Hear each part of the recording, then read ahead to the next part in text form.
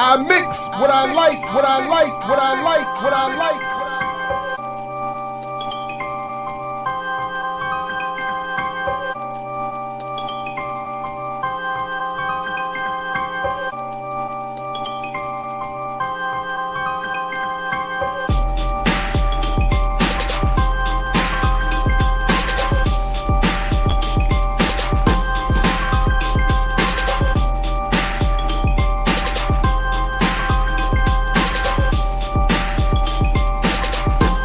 I mix what I like, what I like, what I like, what I like, what I like.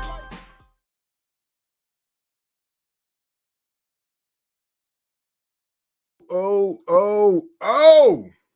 What's up, world? Welcome to another edition of I Mix What I Like live right here at Black Power Media. Again, I'm Jared Ball.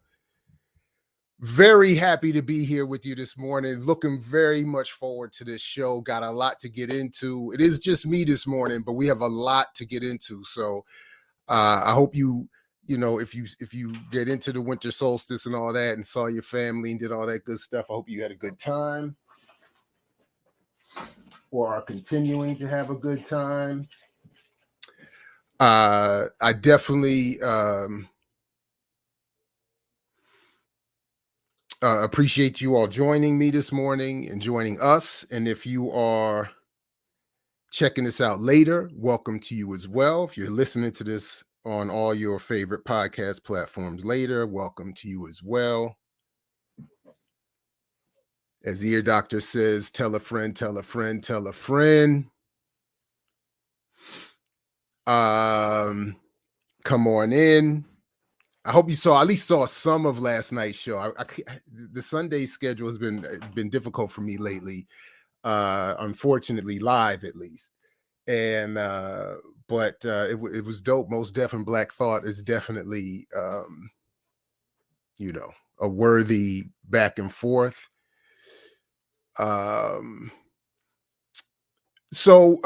Anyway, like I said, there's a lot to get into today. Big shout out to Josh and Aaliyah supporting in the background, part of the I Mix What I Like crew. And okay, so I'll start with, first of all, let me just greet peace, Ricky, and all Africans, of course.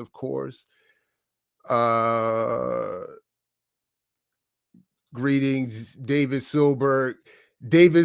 I heard back. We're going to talk for a minute in a few minutes. I heard back from your favorite, I know your favorite guest of the show, Brother Cambone, who I know you thoroughly enjoyed.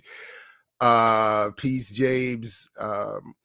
I got a couple more things to share about the visit of Brother Cambone in just a minute, which was I think great. We don't agree on a number of things, but that doesn't matter to me so much.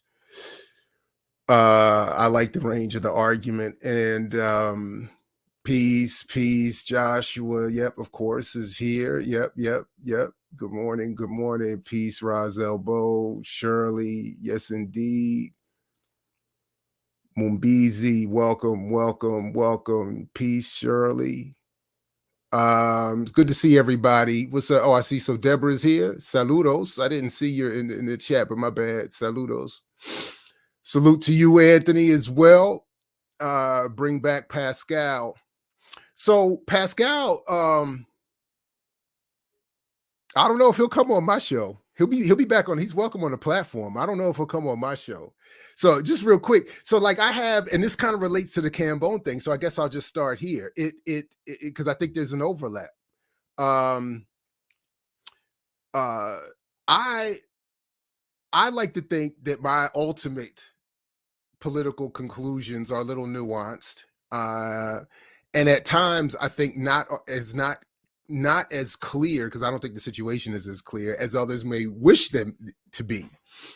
And I do like this range of debate that I consider broadly the Black left, which does include the nationalists, cultural nationalists, however they want to be described, narrow nationalists, all the way to the radical materialist left and everything, in, I guess in between.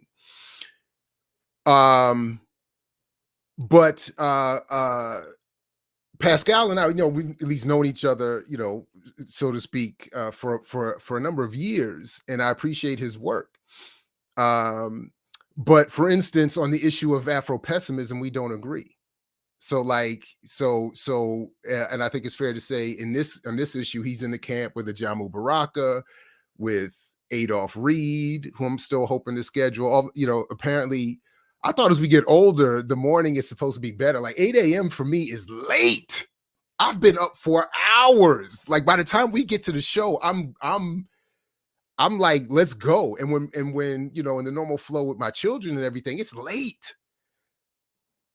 So maybe because his children are older than my children and Reed is older than me, maybe I don't know. But I thought as we get older, we get up earlier, but he's having a hard time, picking a morning that works for him. But anyway, long story short, Pascal sends this group email shitting on Frank Wilderson.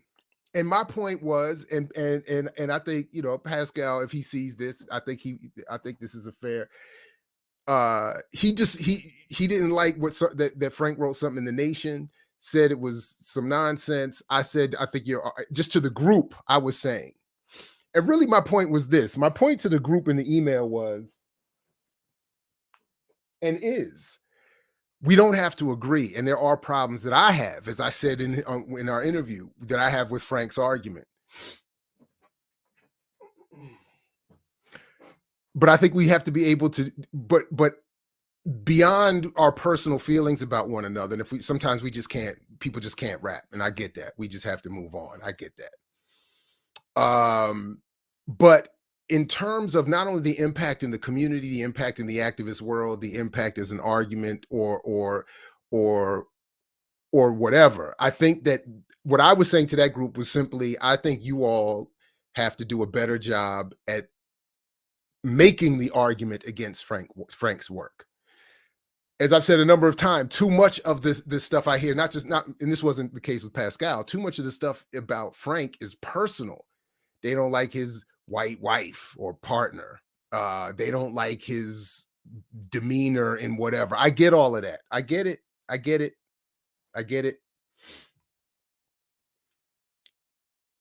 But I'm less interested in that. I'm more interested in the argument. And if there's going to be an argument against an argument, it has to be, and this was not what Pascal was doing, I want to be clear on that. It has to be more than what I think he was doing in the email. It's just dismissing it as nonsense. So that was my response. He didn't like my response. I didn't like his response. Others jumped in. I didn't like their response. We've chatted, and so I just don't think that's going to happen. I just don't think it's going to happen. But he's welcome on the platform, and I thought his discussion the other day was fantastic. Again, I don't agree with everything, but anyway. So I don't know, but Pascal should be back. He should, absolutely. His work is really good. It's important that it be in the mix. But as I think should Frank's, though. So that was my only point. As I do think Cam Bones. As I do think Black communists and Marxists. So to that point, so there were two things about Cam Bones' visit the other day that I didn't get to. One with him that I didn't get to, that I completely forgot. And I have to admit, I get, there are a number of prominent Cam Bones in this broader struggle. And I admit, this is my own issues. I just sometimes get everybody confused. I'm not remembering who's connected to what. And then because my memories is generally bad, I don't remember all the, so I had to put a couple things together after the show. And one of them was years ago. Oh man, I should have pulled this up. Years ago, after, so this was shortly after the levees broke or were broken and New Orleans was flooded. I don't blame Katrina, because if everybody remembers, the headlines, I think, were accurate and clear. Katrina did not hit New Orleans proper. It missed, and they were talking about New Orleans dodged a bullet in terms of how bad it could have been. The levees were destroyed. That made everything so much worse, and then all the other stuff in terms of the killings and all the other stuff happened. We all hopefully know some about that. After that, this brother that I had been working with here and there a little bit, Opio Saccone, maybe some of you know him. He wanted to, what I thought he was saying was, he wanted to bring together a group of activists to have a conversation at Howard University, at the law school, to talk about what we were as a group going to do. Like after Katrina, like his point was, this is it. We now have to, we got to step up we got to. I didn't realize until I walked into the room that day that the event that had been planned, and I'll put this on me, but I just feel like there was an issue with communication. And I've always wanted to know, maybe if Opio, if you ever see this, man, hit me up, man. But to this day, I promise you, I walked into the room thinking we were going to be in a closed door meeting. But the meeting was, it was not a closed door meeting. It was a panel to be aired on C-SPAN. So it was the exact opposite of what I thought. It was like the complete polar opposite. I thought I was coming into a closed door meeting. Turns out it was going to be a panel on C-SPAN. For me at the point in time, the good news was there were so many panelists that by the time it was going to be my turn, I would have had a chance to put thoughts together. So I probably should have just not, I should have just not done it. Anyway, but Chokwe Lumumba was there. I remember that prominently. And the elder Cambone, Brother Cambone's father, was on the panel.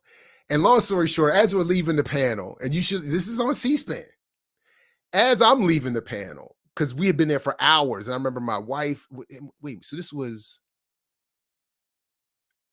she was, oh man, I got to get the dates and the time. She was very pregnant, or we were had just had our first, anyway. But so I was like, I got to go. And as I'm walking off the thing,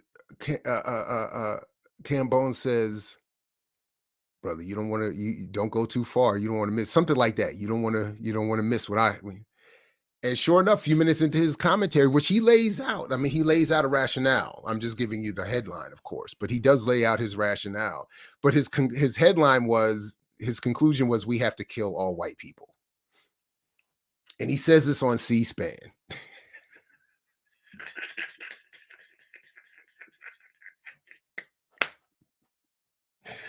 So as I wrote in the email after the show the other day to his son, I said, man, I forgot that was your pops, man. And that was I would have loved to ask you about, that was a wild, wild moment. And I remember, myself included, there was this tense, like, because everybody's like, yeah, he was like, I forgot how he led up to it. It's on C-SPAN, but he walks you up to it. And then he's like, that's why we got to kill all white people. And everybody in the room was just like, and my first thought was, honestly, to this day, my first thought is, if that is the goal and the tactic, why would you say that on C-SPAN? Anyway, I actually personally don't agree with the goal of the tactic.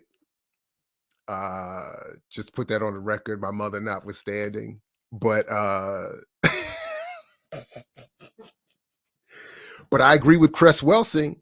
She didn't say it that way, but if you go check the classic interview that my man S.E. Ramu did at imixwhatilike.org, the only interview that she ever gave with Mama Marimba. So you hear Mama Marimba Ani and Dr. Francis Cress Welsing in dialogue with one another, hosted by my man S.E. Ramu. Shout out to him. He pulled that off. Probably the only one that could have pulled that off. Which is why they're the only one that ever did it. But her argument in that interview is not for to kill, but that something to the extent where she said that there has to be some sort of arrangement in the world that contains them or their ability to impact the world. And on that level, I agree. Whether they're defined as white people generally, or imperialists or capitalists or whatever. I mean, that ethic has to be reined in, and that has to be done through political power. So all of our tendencies to horrific behavior have to be reined in by a political system. But anyway, it was just a wild moment. It was a wild moment. I did also write back to Cambone after his appearance on the show the other day that I thought, I just humbly requested that he be a little kinder to Africans who engage in communism and socialism, or as he said, the cracker ideologies. Since, as he did, he quoted a number of them, including Thomas Sankara. We should be a little easier on folks. And he responded with a substantial email that, I mean, I get it. I don't really feel like I didn't feel like having an argument about it, but he responded in a nice, explaining himself, why he concludes that. But my point is, and I'll just stop, and then I'll stop here for now, is that I don't think whatever we feel of any group should prevent us from studying what that group has or can potentially provide for us going forward.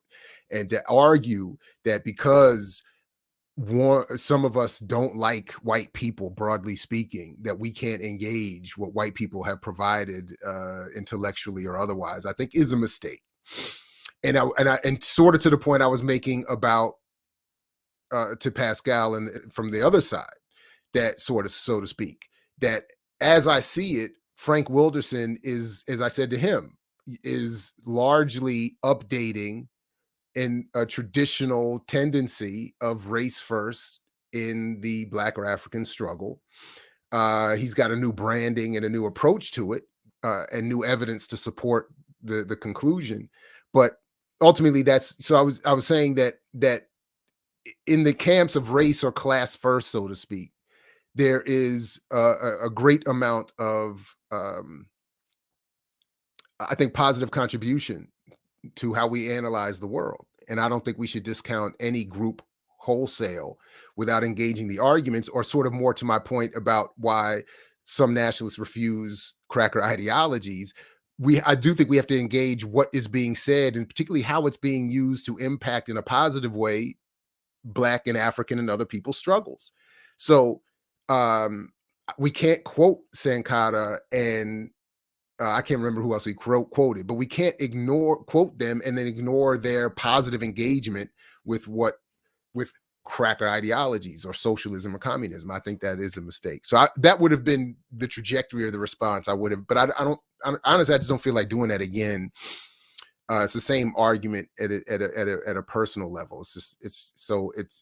And I'm not the most effective in making the argument for my side. So sometimes I just don't feel like engaging. But that is what I did want to share here, that I obviously don't agree that we should dismiss the work of socialists, communists, Marx in particular, and others, just because we don't like him or their community, if in fact that's how we feel, which at this point I can't, I don't argue that either. I'm not going to argue that people have to like one another. It's like white people collectively have not earned that level of argumentation or defense.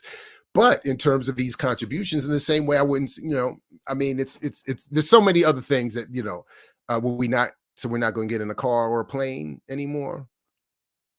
We're not going to accept, anyway, whatever. So I don't want to, but anyway, that's, and Soberg, I see you. I get it. He's the Nkrumah chair. I get it. There's all these other contradictions. Do I trust white people no, collectively? No, no.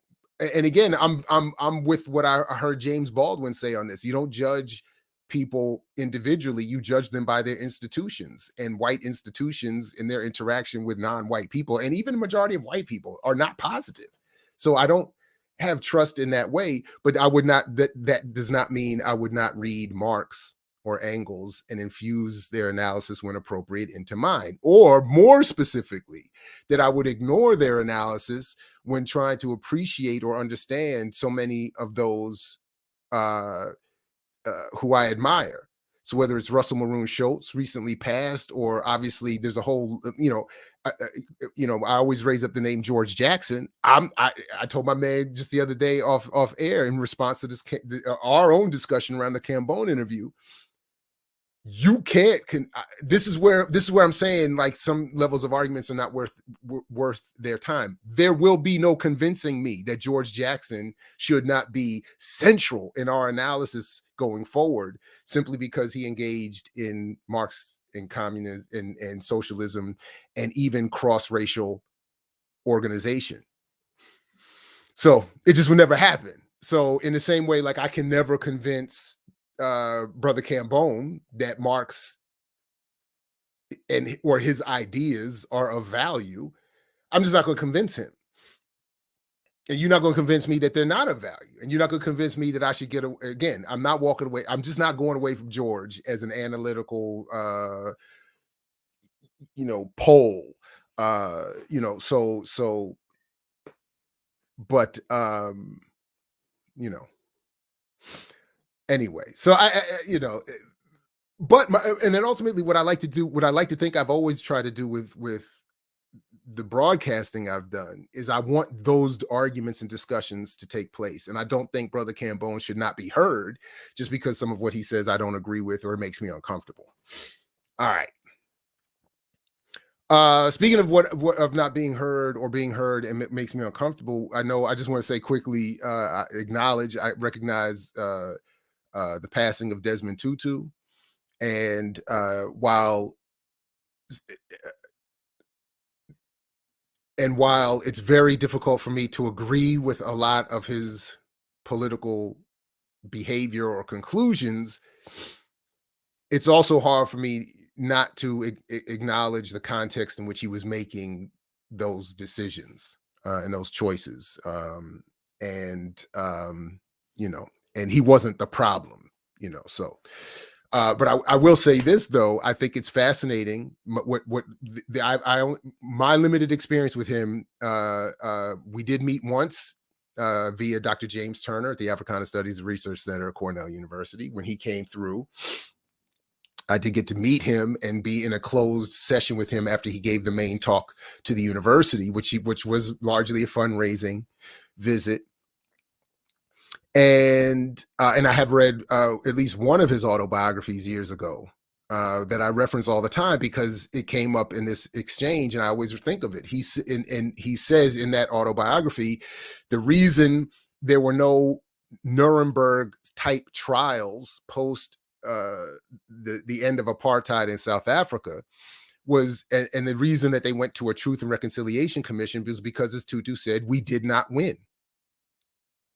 He acknowledged that it was a stalemate or a draw. That's also arguable. But I really appreciated the point that he made, however he was making it, that there was not a victory in South Africa in his own writing. So there couldn't have been a Nuremberg trial where people were tried, hung, et cetera, and so forth, or escaped into other parts of Central and South America or brought into the federal government to work with their military and space programs. Couldn't have done that. The Nazis were defeated. The apartheid regime in South Africa was at best tied, drawn to a stalemate. So he and this came up because when he was giving his closed door session to our group, there was a brother from one of the townships there, and through a very powerful and tear-filled explanation, basically was saying to Tutu, look, man, there is no post, and everything that was happening before is happening now and worse, and my community isn't benefiting from the post-apartheid, and he went in, and it was a powerful moment, and Tutu had nothing he could say. I mean, he was, and then it was also kind of funky, like he anyway, so there was nothing he could say.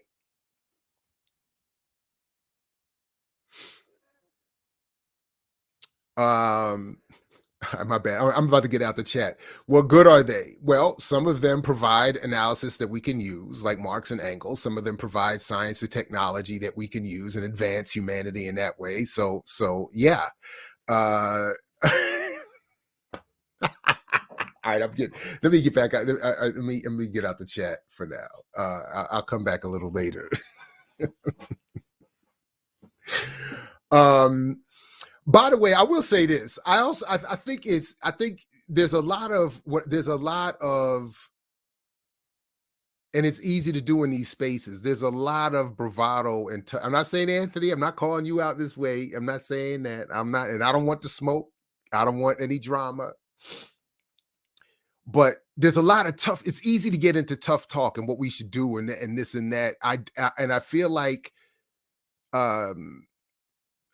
it doesn't work.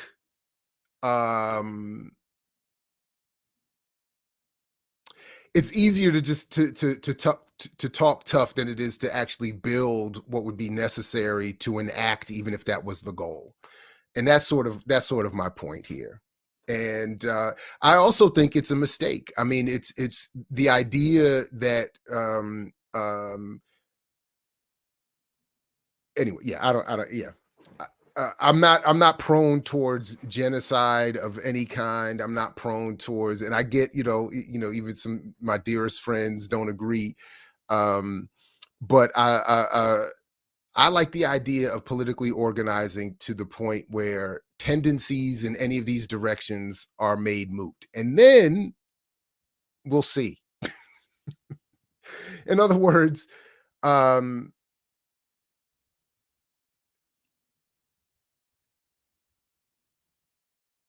yeah, that's it. Let me move on. I don't want to, I just, yeah, maybe it's because I just saw The Matrix and I'm too, although it wasn't good, but I'm too caught up in the fantasies right now. But I want a world where,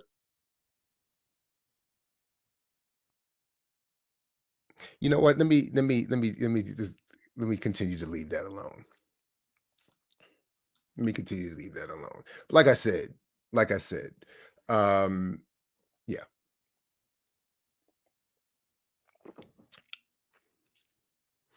It's just, yeah, there's something.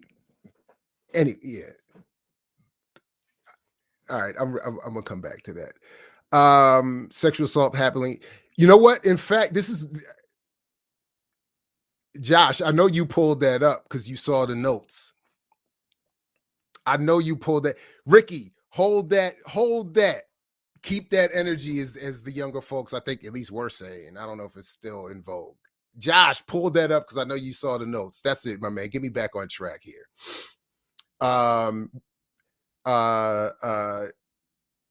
So I don't want to give anything away. Just don't go anywhere. How about that? Just don't go anywhere.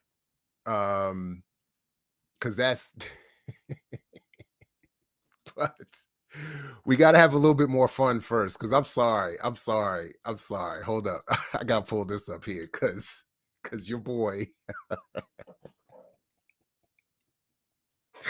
So we had a little back and forth with Roland Martin last week, and then I just saw this the other day, and I'm gonna just let it speak for. Well, initially, let's just go to church real quick with Roland Martin.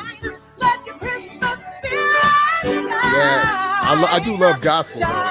This is Roland Martin's. More than a time of tradition, this is the time of the gifted. This is the bells and the whistles, top of the tree, top of the wish list, top of the beat. On top and I'm gifted, top of the key, tipping my limits, tippity top in the top, can't hit me. Got a bag, a gift finna give me. Young lad, and I'm glad that I'm in it. See the fam, I ain't seen in a minute.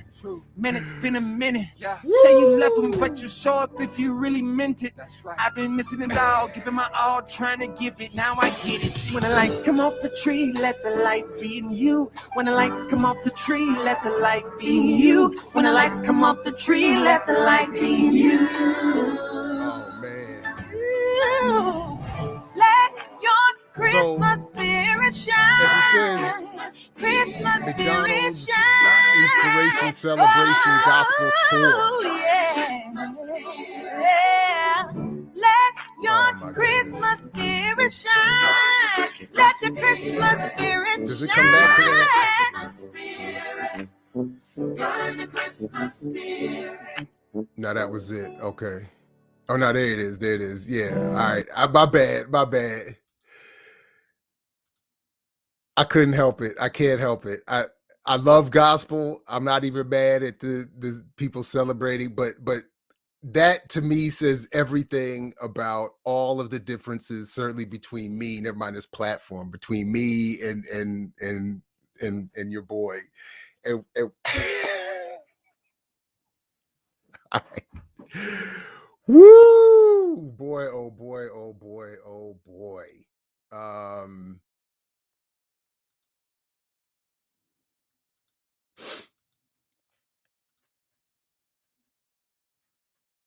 Wow. Wow. Right on. And I know he was hating on us for not having that many views. That only had like 1,900 views and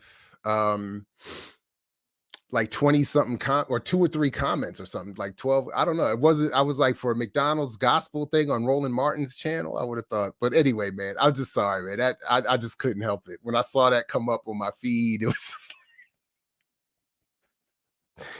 is this, I was trying to come up with jokes like, is this clown face now? Like, is this like when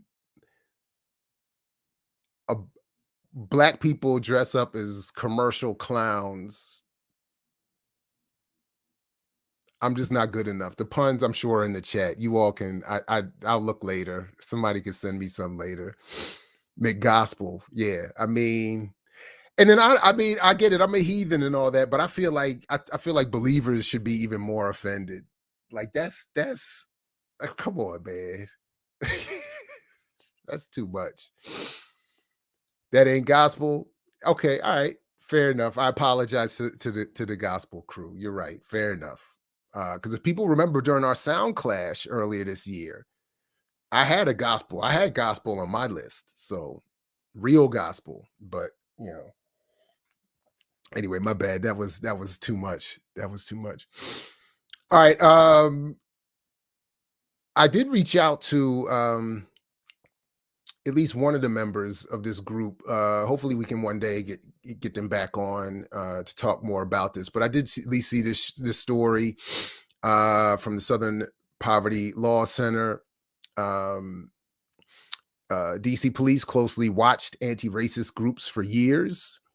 The DC Metropolitan Police Department's Intelligence Bureau closely watched Black-led organizations and anti-racist groups for years while ignoring the growing far-right threat, according to Hate Watch's review of leaked documents.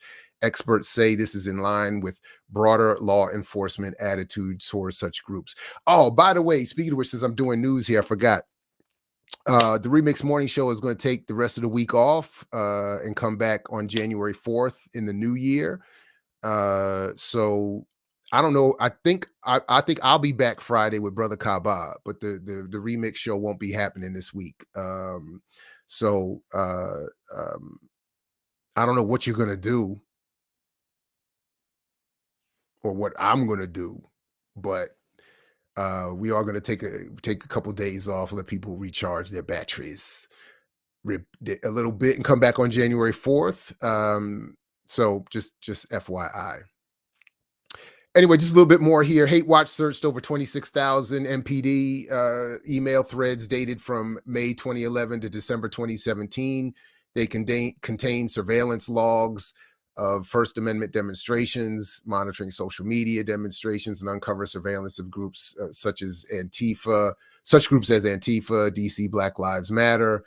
Police even reviewed a tip about BLM based on reporting from the Gateway Pundit, a right-wing misinformation site that platforms far-right extremists. So the only issue I have in reading this is, and I know they were covering a time frame that ended in 2017, but the past tense here,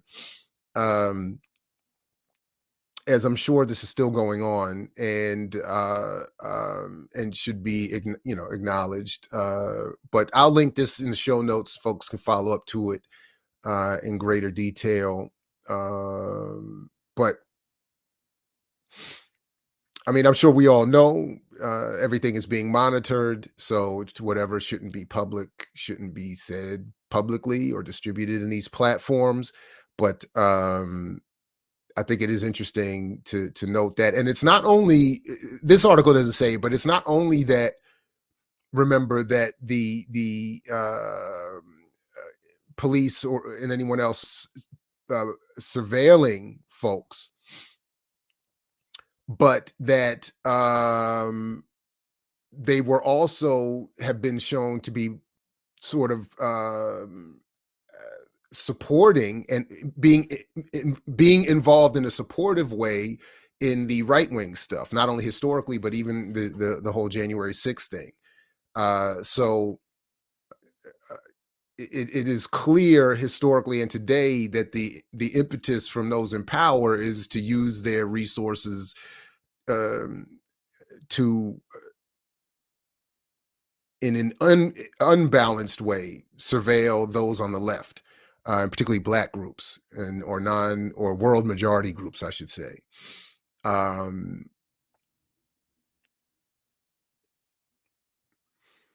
Hall and Homeland Security Bureau detective discussed DC BLM co-founder Erica Totten's tweets about a demonstration. Yeah. Anyway. So April Gogans, the lead organizer of DC BLM, claimed in a 2017 lawsuit that MPD began physically monitoring her in 2015, including parking a cruiser across the alley from her bedroom.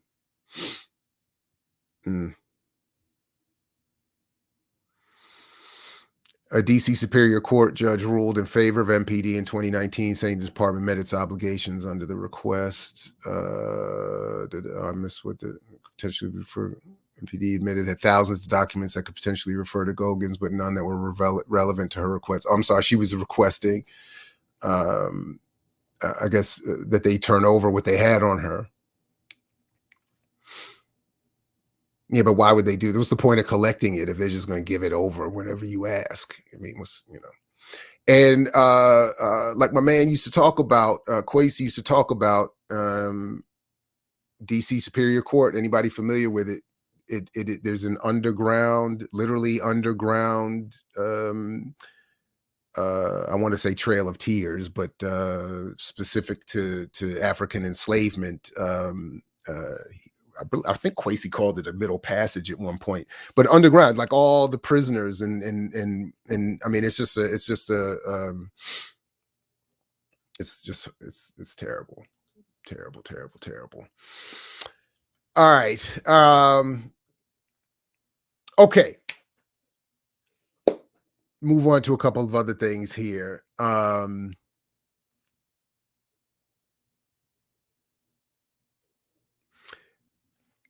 So as I put in my notes here, Netflix does it again. And I'm talking about in two different things here that I'm going to try to combine or collapse real quick. In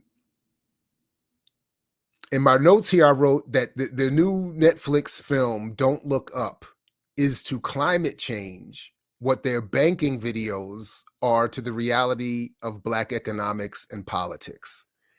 So I hope you all saw Don't Look Up. I hope you do see Don't Look Up if you have a Netflix subscription or another pathway.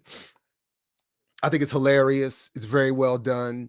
It's clearly, the plot is a scientists discovered that an extinction level event is occurring where a meteor bigger than the one that wiped out the dinosaurs is on its way. 6 months. They got the date, the time, everything. 6 months.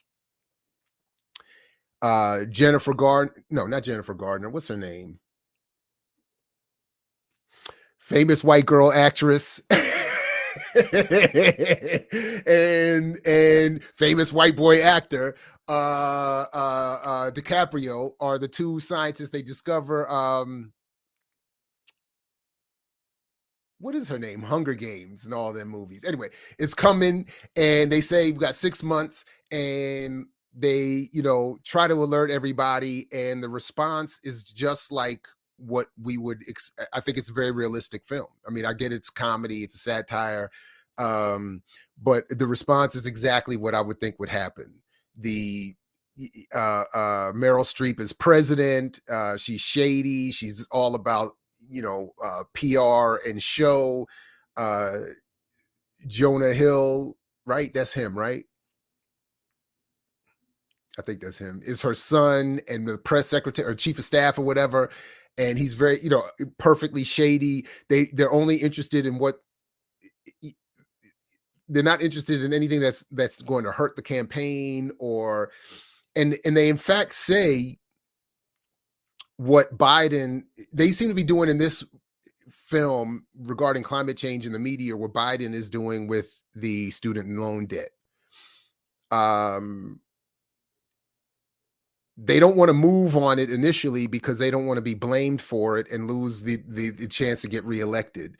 But once it's clear that she's not going to get, that she's in trouble for her reelection and she needs something to distract from a scandal and re-promote herself, now all of a sudden she wants to champion addressing the oncoming doomsday and saving the world. And of course, what do? They do exactly what Bezos and all of these other ones are doing. Although I think it's actually backwards, but they do what many are thinking that they're doing. That they're like, fine, the Earth is in trouble. We're going to be out of here. We'll just go somewhere else. And they did what one of the, and I'm going to come back to this. Well, maybe I won't. Maybe I might forget, but because it's not really. They do in this film what one of the early founders of blockchain and cryptocurrency, who died recently, has done. Cryogenically preserve themselves in this hope to be reanimated. So in sci-fi, it's shown as a viable technique, but it's actually happening in real life where people, the rich, are planning on that. So they preserve their whatever, and they hope in some time in the future to be reanimated, and maybe somewhere else on another planet.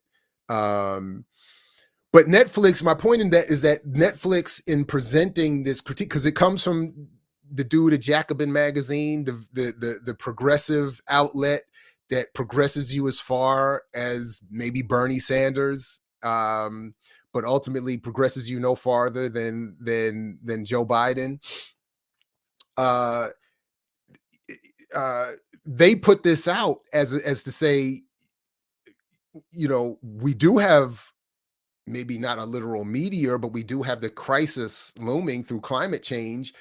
We got to do something about it. And this is how our politicians act when we try to tell them that the climate crisis is real and the planet is in trouble, blah, blah, blah. And then look at how they act. But my point is, with the Netflix, it's disingenuous for you to try to point out to us how they act in response to crises, when some of us have been telling you that this is how they react to actual crises that even for some of us predate the climate one, in terms of colonialism, imperialism, capitalism, white supremacy, slavery, so on and so forth. You all don't want to move around that. And you end up telling us that we have to vote for these people that you then want to critique and parody in a funny, very well done, admittedly, Netflix movie that Netflix can present to us as a faux progressive, symbolic, ooh, look at how critical we are and how progressive we are type of funny ass movie. But when we come back to these same folks and say, man, you really did us with this really great movie, thank you so much. So what should we actually do about it? Vote for Joe Biden to make sure there's no fascism.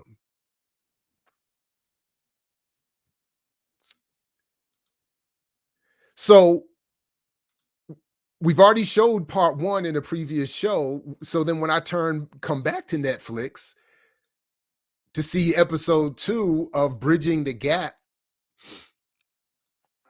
What does it really mean to invest in the Black business community? It means empowering the Black financial institution behind that dollar.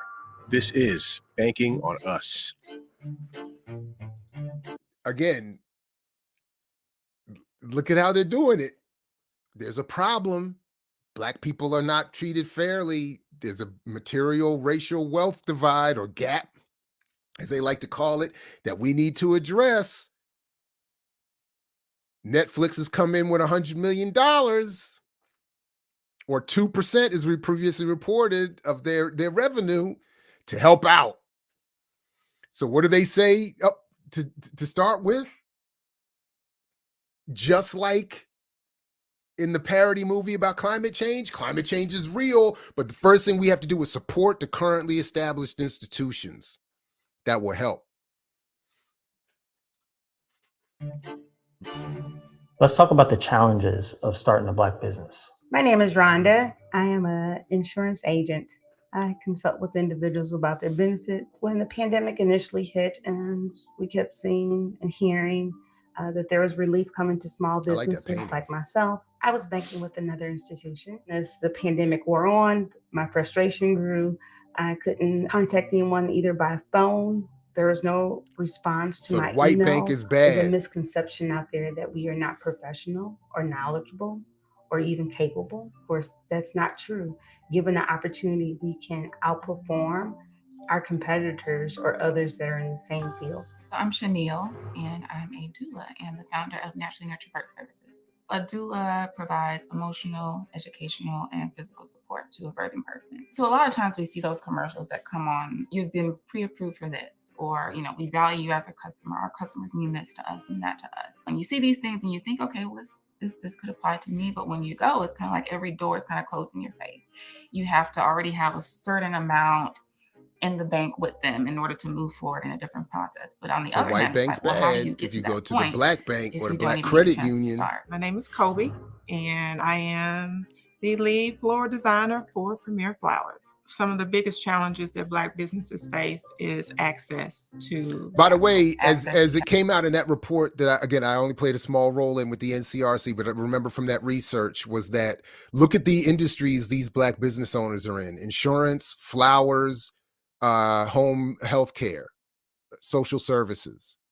These are not, we're not talking about major hospitals. We're not talking about health insurance providers. We're talking about caregivers.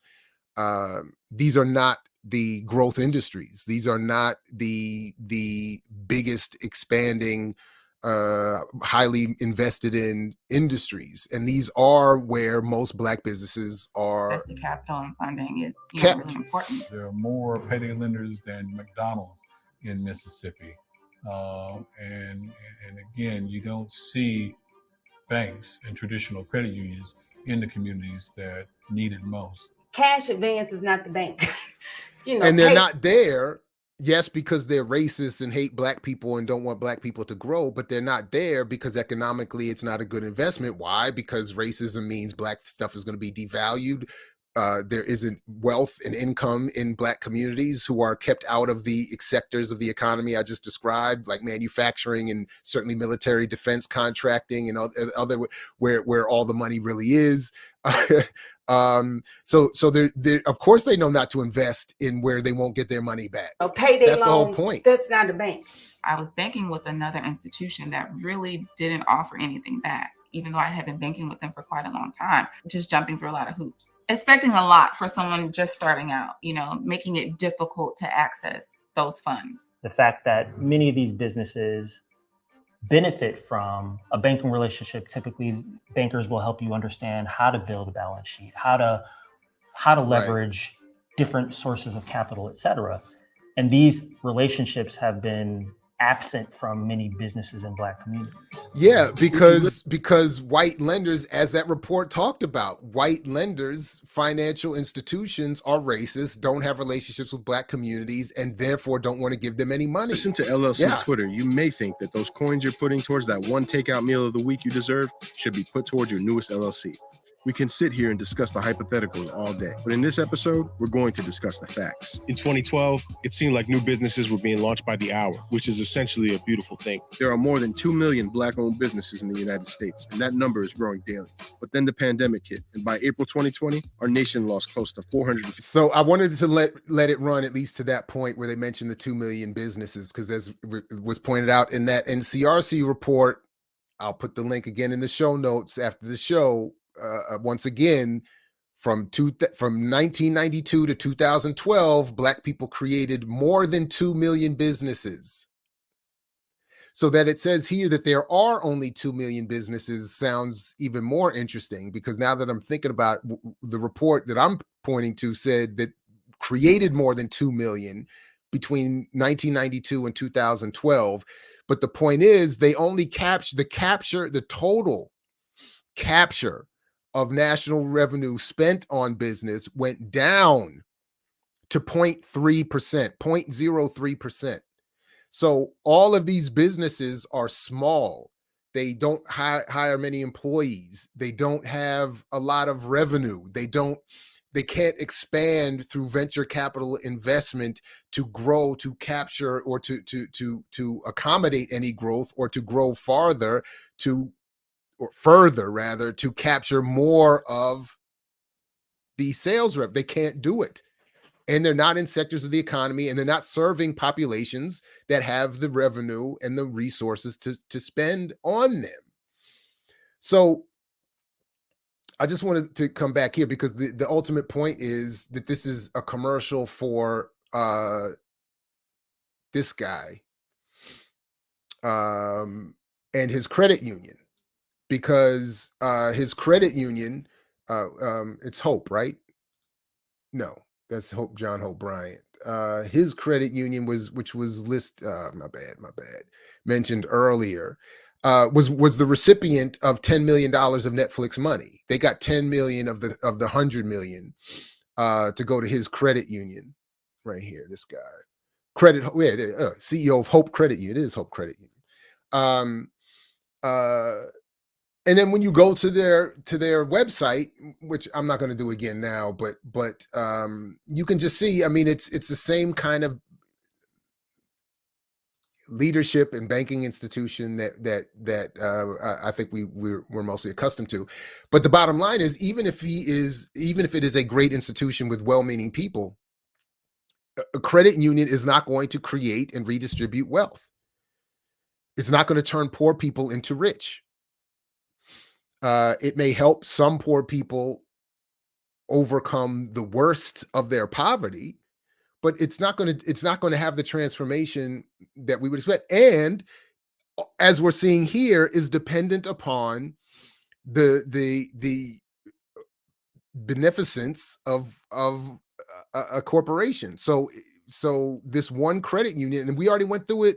I'll put the link to that video up as well, where we went through where this money is going.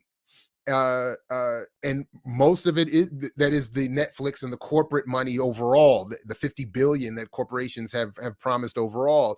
Very little of it is going to anything that is going to actually directly help Black communities. Most of it is going to banks, mortgage lenders, to help people get into houses and stuff like that. It's not.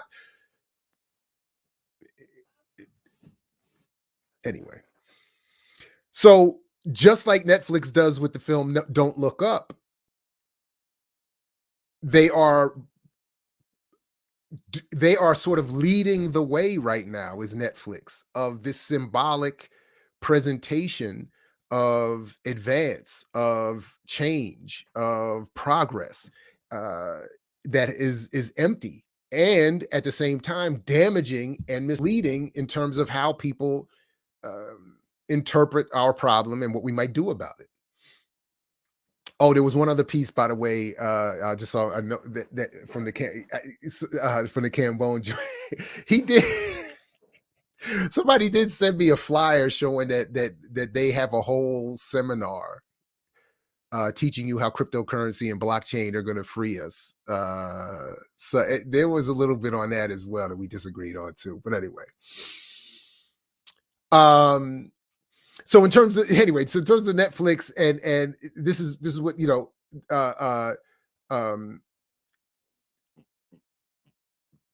we're going to be critical of the people we're going to tell you have to go to. So Netflix, so whether it's the climate change issue and Don't Look Up, we're being critical of that is Jacobin and the filmmakers there. We're being critical of the same Democratic Party, standard political leadership that is going to lead us to destruction and the destruction of Earth and all humanity. But you still have to vote for them because they're not fascist. We have to stop the fascism. And then here, we're going to tell you there's a problem with racial wealth and income divides, but we're going to send you, as it says here, back to the same institutions that create them to tell you that this is where the solution will come.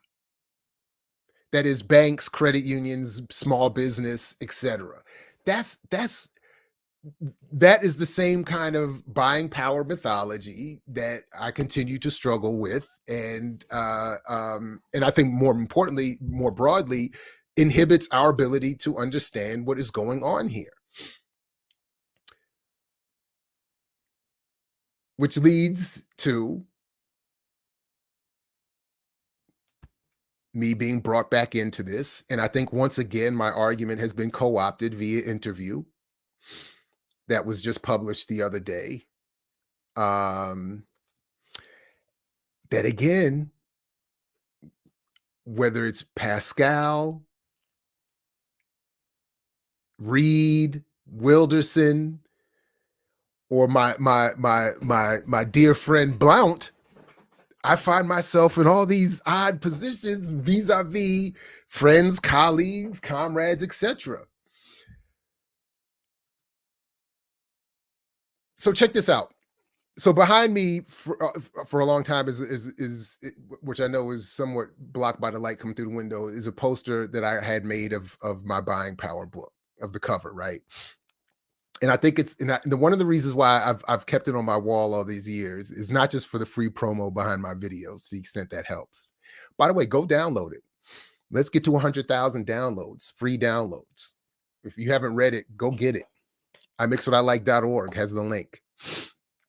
If you haven't written a public review of it, please do. Even if you hate it, even if I'm totally wrong or have made many mistakes, I would still love those reviews, which some had promised and never done, et cetera and so forth. It would be very helpful. Personally, professionally, would still be helpful, obviously, but also in terms of the argument, I'm happy to. But the reason I got that made, now this sort of speaks on a personal level to my point about we need political power. Symbolism won't work. Economics won't work. So let's try to do it this way. So I write this book. It's not making me any money. But how was I going to do? So symbolically, I got the poster made because I thought I was being returned to the School of Journalism and Communication and wanted those who were critical of the work, stood against the work, to have to walk by and see that every day. That's Petty J. And see that on the door every day. You just go have to see it. But this is the point. When you don't have political power, they could just take your office away. And then there is no door. Now we back in the Matrix. There is no door.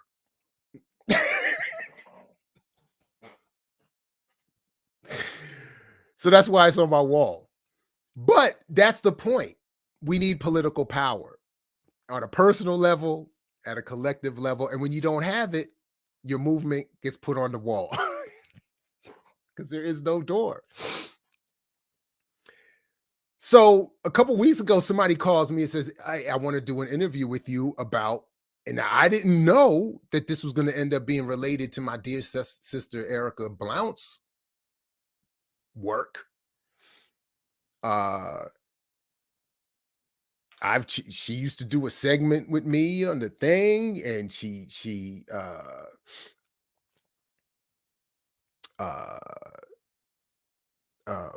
interviewed her when her great book on Soul Train came out a few years ago. Former colleague of mine, even at Morgan. Anyway, I get interviewed because, so she didn't do this, but I don't think the interviewer told me that she referred me, I think, to him, but I didn't realize it was going to be published in her, I guess, connected platform. And I wish I did, and I wish we had spoken, because I would have been able to help correct some of the many errors in this piece. But the initial interview was they approached me by saying, I've seen your work on buying power. They didn't say I read your work. And I'm doing a story on that is in part, well, I was told at the time it's about sneaker culture. It turns out it was a part of a much bigger thing here, called in this, again, I'll put all these links, Blackfishing or Black Empowerment. I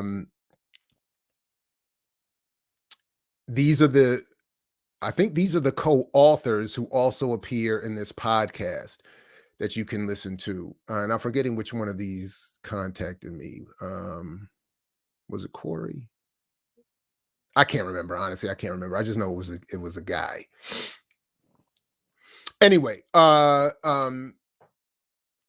there are several errors in here that I think are important, and I think where my work ends up getting co-opted, or sort of, at least. Anyway, so the point is, here we go. Black consumers are impacting brands and corporations in unprecedented ways in 2021 and achieving headline-making results with their impact on sales and brand success.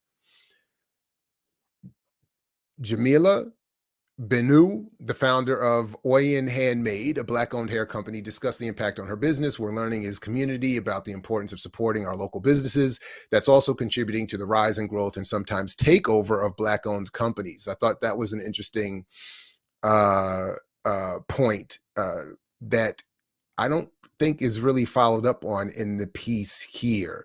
But of course, the piece comes back to the main,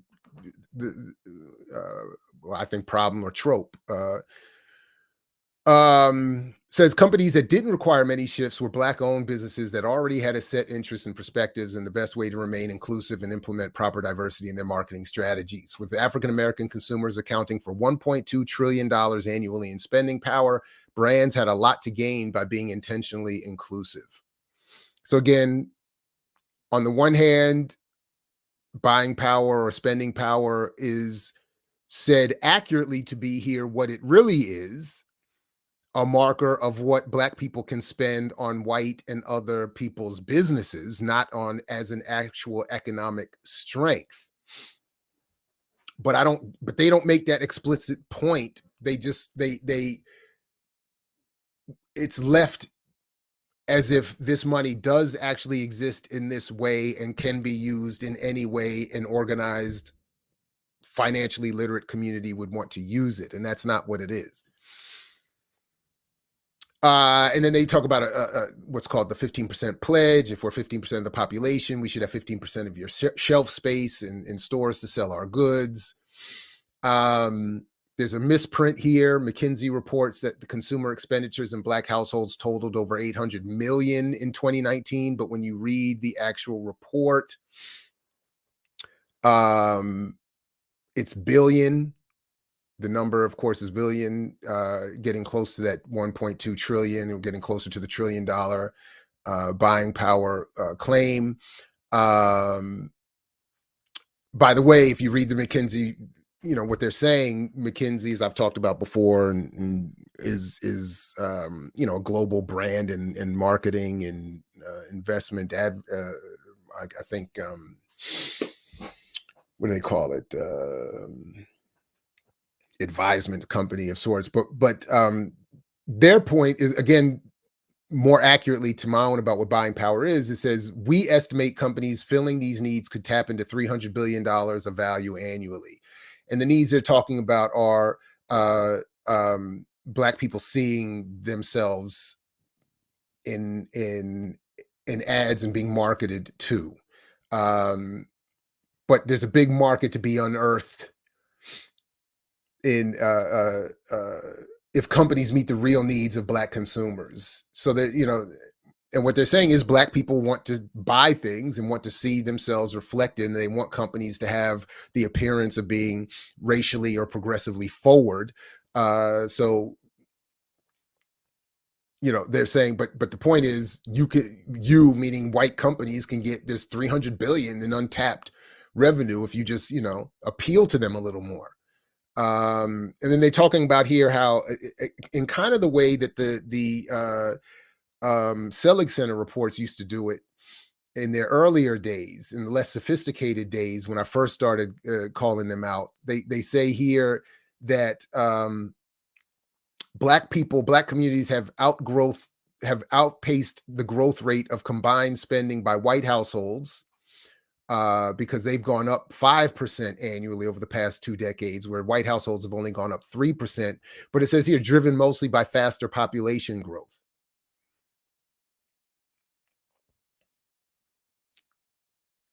So they're saying by percentage, Black people have, by the way, as I said earlier, that's what I was saying. I don't think the genocidal plans against Black people have anything to do with population in terms of size.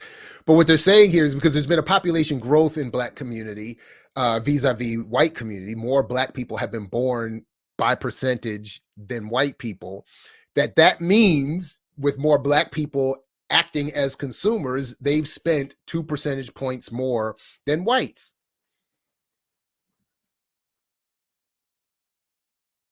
That is not a sign of economic strength. It's just a measurement of more consumers, more spending. The median age of Black Americans is 34, a decade younger than the median age for white Americans. Black consumers are highly digital. They are more likely to own a smartphone, and they use their phones 12% more than white Americans. They are nearly 3 times more likely than white Americans to expect the brands they use to align with their values and support social causes.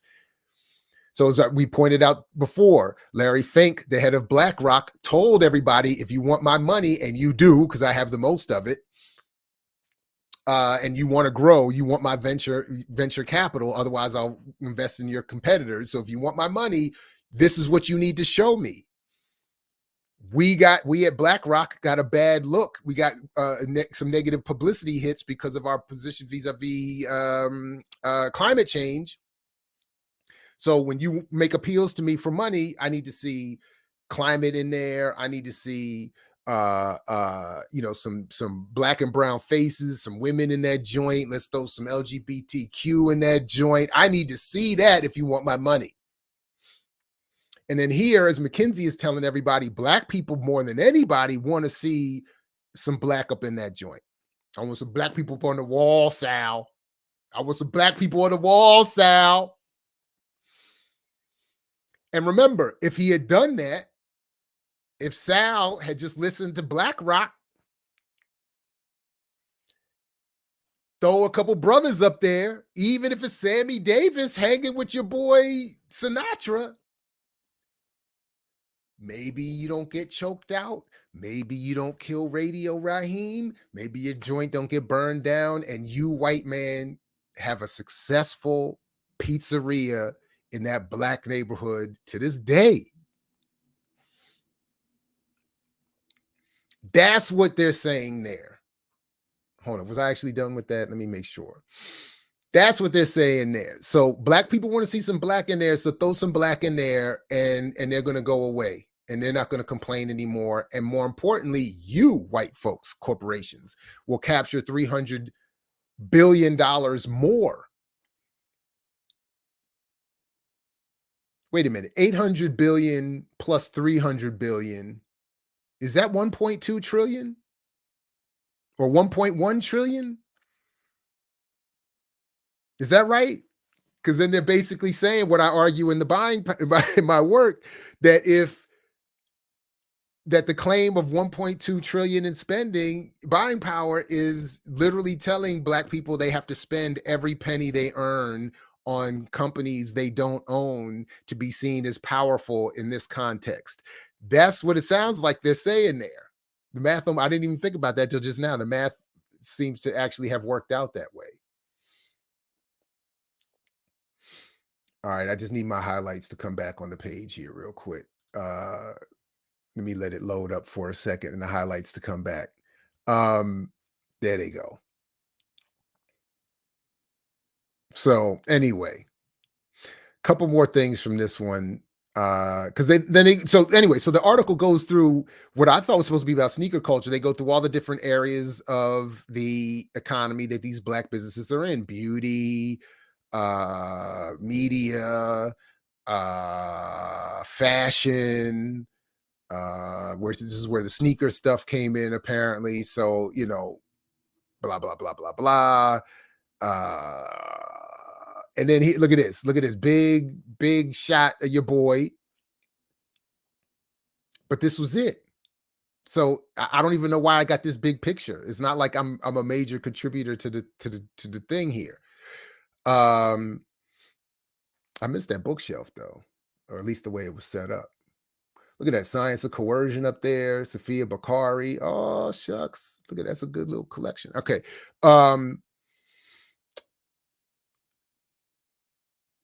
Jared Ball, blah, blah, blah, blah. So I'm quoted here saying the entire economy is dominated by elite white corporations, said Ball, author of The Myth and Propaganda of Black Buying Power. I do appreciate that you mentioned the name of the book, but even as you're talking about buying power and talking to an author who claims it's a myth, it didn't quite get in there. Once you factor in companies such as Nike, Adidas, Under Armour, Finish Line, and Foot Locker, there's barely any room for Black resellers to grow a profitable business. So we had a nice long interview, but that's all that I got in there. I was accurately quoted, and I'm saying that that's right, but that was sort of my point. I'm saying that the buying power claim is false as is often reported as an indicator of Black economic strength, when all it is a measurement of the ability of Black people to support white businesses. So then when I'm asked, can Black people get in at the level of Black resale, of reselling shoes or reselling or retailing shoes, I'm saying, where are they going to get in? It's just like everywhere else. The dominant industries, the major sectors of the economy are already locked up, as we're going to get to in a few minutes. Same thing with crypto and everything else. But so what are we saying here? The power is only in the ability to consume what these people own. But that's it. It gets lost. That's it. And then it just comes back to let's talk about Black business owners and how we can support them. And then they come back again.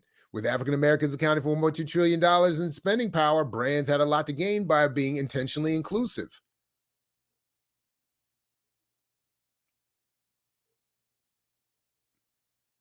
Anyway. Oh no, I'm sorry. That wasn't again. That was at the top of the story. Sorry. I was about to say. There's it. And then Erica Blount, come on, sis. Holla at your boy.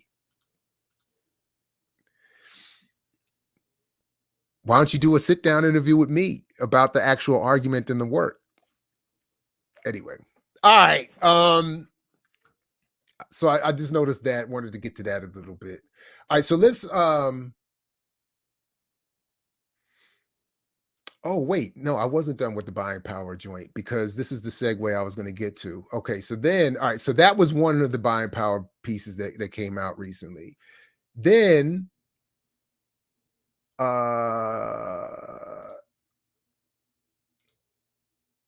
we got this story.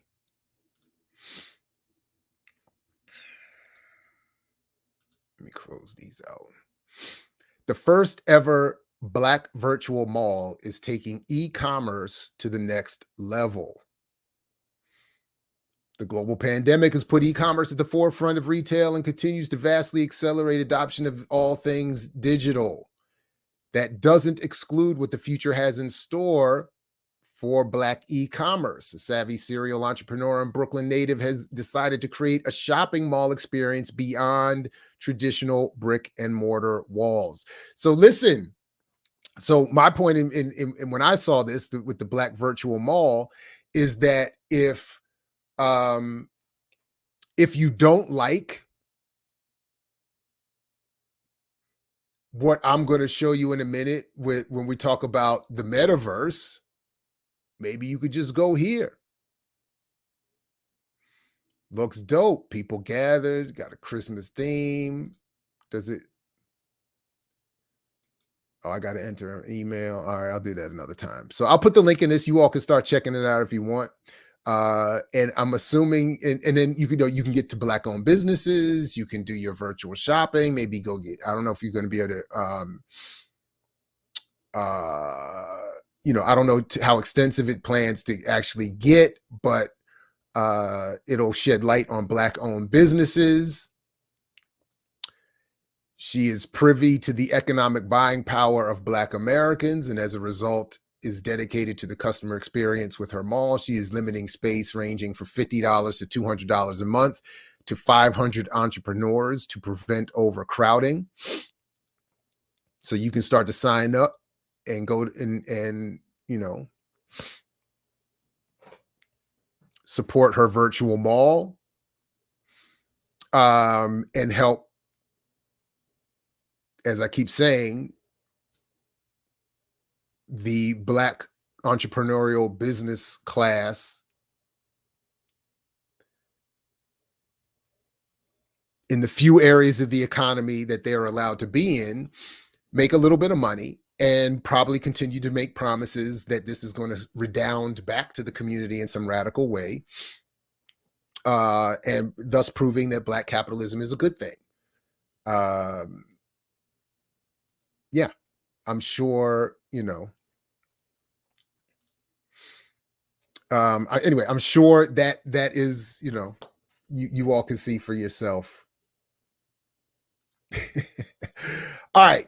But what that's clearly looking to build off of is, again, this encroaching online digital everything experience. And yeah, but so let's look at that a little bit. Let's look a little bit about what should I do it? Let me see. Should I do it this way?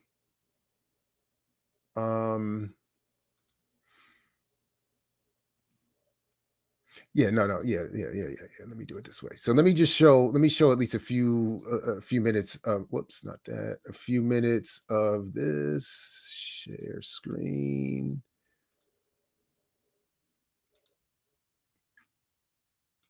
Facebook's new metaverse is relentlessly horrific. On October 28th, 2021, Facebook released a video revealing their new name, Meta. In the video, Mark Zuckerberg describes Facebook's new augmented reality, a reality where you can be whatever you want to be, where you can be seen how you want to be seen, where you can escape the clutches of your atomized, transient, lonely life. Where you're in the experience, not just looking at it. And we call this the metaverse. The video was cringy and dystopian. People memed it. It was a joke, and then we all moved on. Little did we know, we were already in the beta version of Metaverse. In 2021, it was calculated that the average American spends 5 to 6 hours a day on their phone and another 4 hours on their computer. That means if you sleep 8 hours a day, you spend almost double the amount of your waking hours in the virtual world than you do in the real world. But what about the other 6 hours of your waking day? The hours we somehow manage to spend in the real world, well, that's time that could be spent in the virtual world. That is wasted time that doesn't make Facebook money. It's a completely untapped market, which is why Facebook decided they would take things to the next level, putting all their money, all their employees, and even changing their name to take our addictions to new heights. This really shouldn't be shrugged off.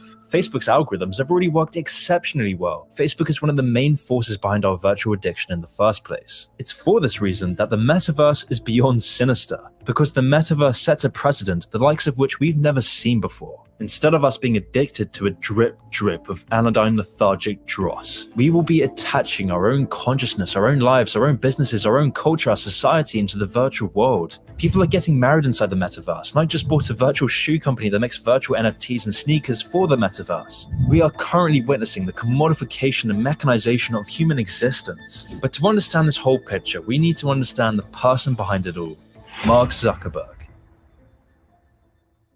The son of a dentist and psychiatrist, Mark Zuckerberg was born and raised in an affluent suburb of New York, where he would go on to attend Harvard University. For Mark's entire life, he has never lived outside of the elitist culture he was birthed into. Just like almost all of his co-workers, associates, the reporters covering him, or even the congressman pretending to regulate him. Starting from the beginning, Zuckerberg's business ventures have always been rife with controversy and unethical business practices. Zuckerberg started his first web venture in 2003 while attending Harvard. The site was called FaceMash. It compiled photos of Harvard students and allowed users to evaluate their attractiveness. But after Harvard caught on to this, Zuckerberg would begin a new site. Inspired by Harvard students' directory Facebooks, Zuckerberg would go on to create his new online version for students. Instantly, the site gained enormous popularity. Facebooks was live on a handful of college campuses. It was not the market-leading social network or even the first college social network. Other companies had launched sooner and with more features. Facebook only had 150,000 users, and yet that summer they raised their first $500,000 in venture capital. And then less than a year later, they raised an additional $12.7 million. So how was Facebook able to raise so much money when its actual usage was so small? Well, by all accounts, what impressed investors the most was one thing in particular: the raw amount of time Facebook's active users spent on the site. More than half of all users came back to the site every single day. Because from the beginning, the site was built to be extremely addictive, so that once the consumer was addicted, Facebook could steal all their information and data and sell it off to advertisers for a hefty profit. From the beginning, Zuckerberg had always shown contempt for his users. For example, just days into Facebook's launch, Zuckerberg texted a friend bragging about how he had all Facebook users' personal information and offered info about anyone at Harvard. They trust me, Zuckerberg bragged. Dumb f***s. All right. I just wanted to leave it there. Again, I'm going to put all of these links in the show notes. So that's a pretty extensive video that goes on to make a number of good points, including some about the impact on society that all of this is having or will have. Short of it is we're spending less time with each other in collectives and more time in digital experience spaces, and even more so with as I'm going to get to in a minute, this virtual reality situation. So, but the just quickly, 2 points at least that I'm trying to track here are the ways that this encroaching digital experience is tracking with or dragging along with it fantasies of black capitalist black capitalism, mythologies of black capitalism, that and capitalism in general, but the black version is my particular interest, of course, but is just coming right along with it. And with this idea that increases in technology somehow provide playing field levelers for those of us in struggle, something I want to, again, continue to connect to my argument against blockchain and crypto being seen as revolutionary. That is, new technology do not upset existing social relationships, they enhance them. If there is no political turn, if there's no political overthrow, if there's no political transfer of power, the technology is going to do nothing but enhance what exists. So, but anyway, but I like how that video sets up in a short way, sociologically, the perspective of those who are putting all of this together. Affluent, white, don't care about people, don't care about remember we even talked about it in the original Corporation documentary. They literally track corporations along with the DSM-4, right? Showing that corporations behave exactly as a psychopath would in society. And what is a corporation? A legal fiction, as Robert Reich accurately calls them, that allows for a white ruling, mostly male elite to, or any ruling elite to rule in anonymity and with legal protection. So, in other words, through corporations, the psychopathy of individuals and collectives can play out legally and anonymously and be carried over technologically into the bright new future,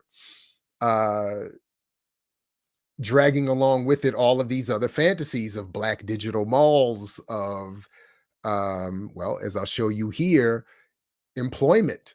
You like let's get in there and get paid. And remember what I said earlier about Ricky's question and maintaining that same energy. You know, but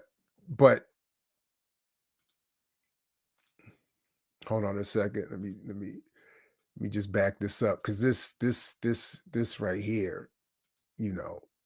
And of course, I'm late to this and still have a lot to learn, but this is gonna be perfect for my classes next semester. When you could just sit at home and make all your. Let me start this. Is it possible to earn a full-time living in the metaverse? I mean, why get a real life job when you could just sit at home and make all your money in the digital world? Companies like Facebook, Sandbox, and Decentraland are spending billions of dollars racing to see who can create the ultimate virtual society, which potentially creates a golden opportunity for you and me. So I decided to see what all the hype is about and spend the next 2 days trying to make as much money as possible in the metaverse. And to celebrate the holidays, I'm going to be giving away a free Oculus Quest to somebody in the comments down below. More info on that at the end of this video. And the first thing I'll be doing is gaming. Now, I know what you might be thinking. Gaming? Are you crazy? Are you dumb? Which one?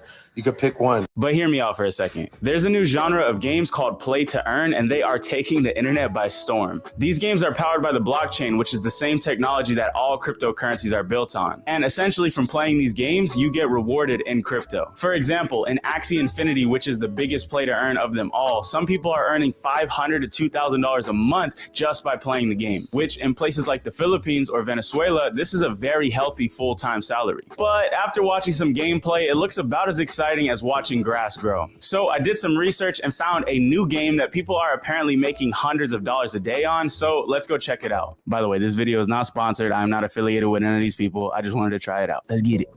The game I'll be playing is called Thetan Arena. Currently, it's one of the most popular play to earn games and even hit #1 on the Apple App Store. Apple App Store. I saw videos on YouTube of people making $200 an hour playing this game. So let's jump in and give it a try. So I jumped on, played the tutorial, got the basics down, and went straight to absolutely bullying kids on this game. See you later, nerd. Let me drop this. Have to go in here, do this.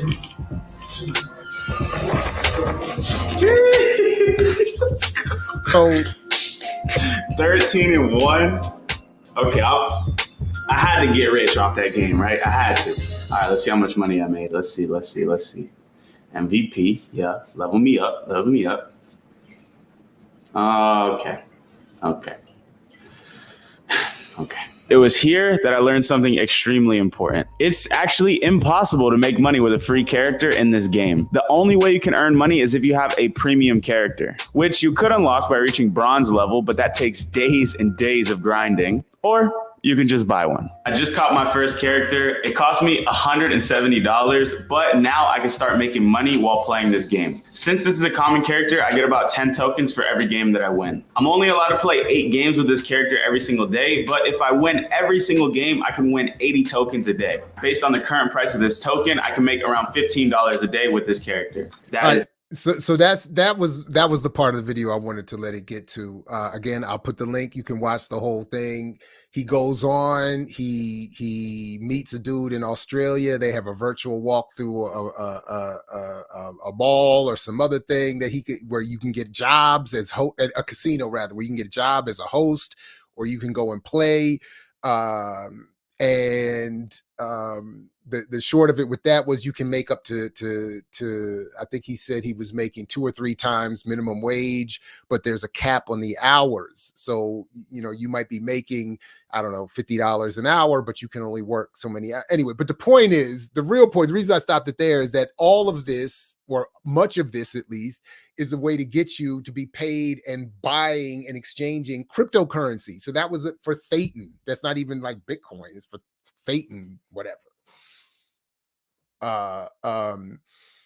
You can get Thetans. And then, as he said, based on what it was valued that day, you earned that amount. So it's not even something you could say, project out and say, if I work 40 hours a week, 2 weeks from now, I'll earn this amount of money, because the money might not be worth anything. Or it might be worth, it might be worth half of what it's worth, the money. And then where are you spending Thetan? Anyway, so anyway, but so the point is, it's like a trap to get you in, You got to buy to get in. You got to get on the blockchain. It's just like we were talking about previously with the Tory Lanez music, his album NFT. You got to get on Ethereum first. So it's like get in.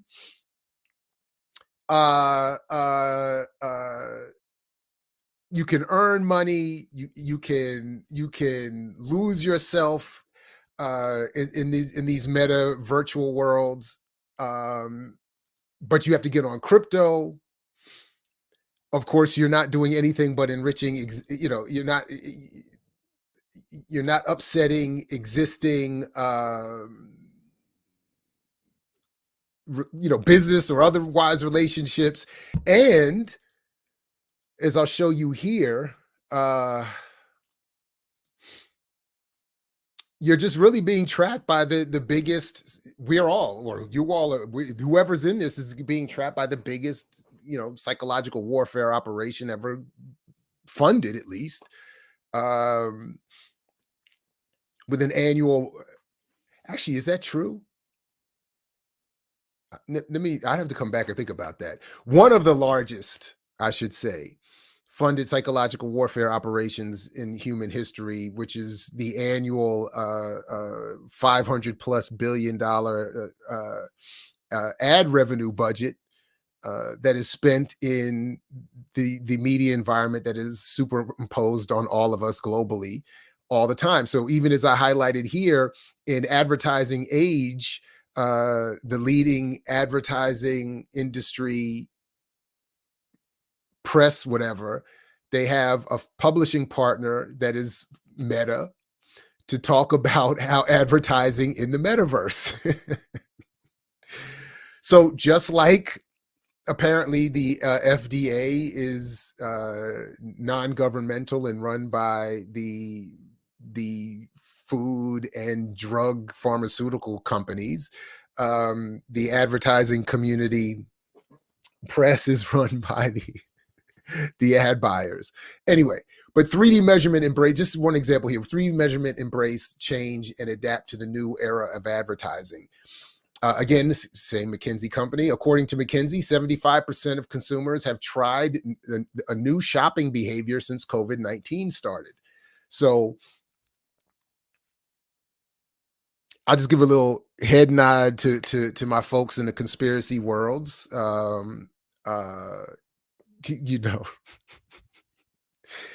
Where we definitely do agree is that whenever there is a crisis, it is going to be abused by those in power to exacerbate that relationship, not change it.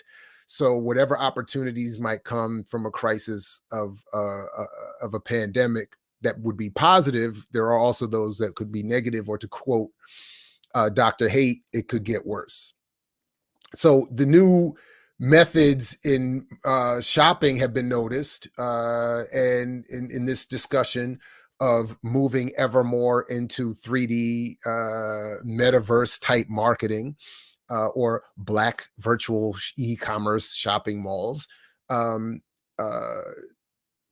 As is said here by one ad exec, your North Star is the business outcomes that never change, even as the methods and metrics shift based on your measurement needs.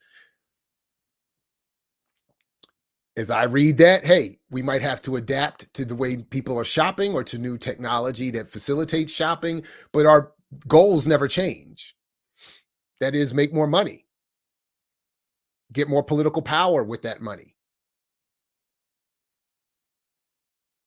That was really all I had from that page, just to show you that Meta is funding it, is partnering with them on the research, but also that they're saying just as long as nothing changes. So if people want to shop online, let's build them an online shopping experience. It's going to make it easier for us to get their money. Let's add some symbolism that's going to encourage oppressed communities like Black people to see this as a change in their reality, or a potential for them to better their condition.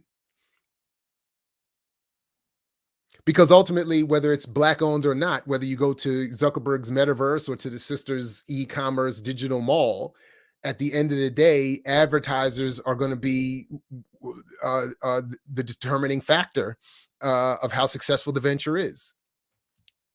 She's going to want to attract advertisers just as Mark Zuckerberg is.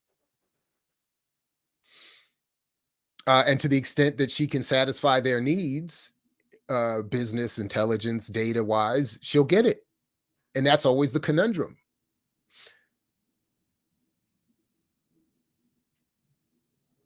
In other words, she'll never compete with Zuckerberg.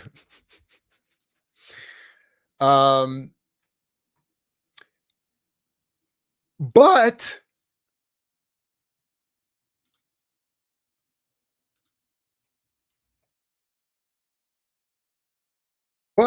as I continue to argue, and I think others have shown historically,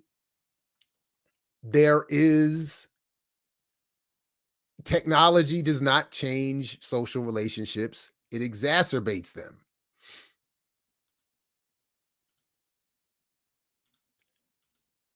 So to the point raised earlier,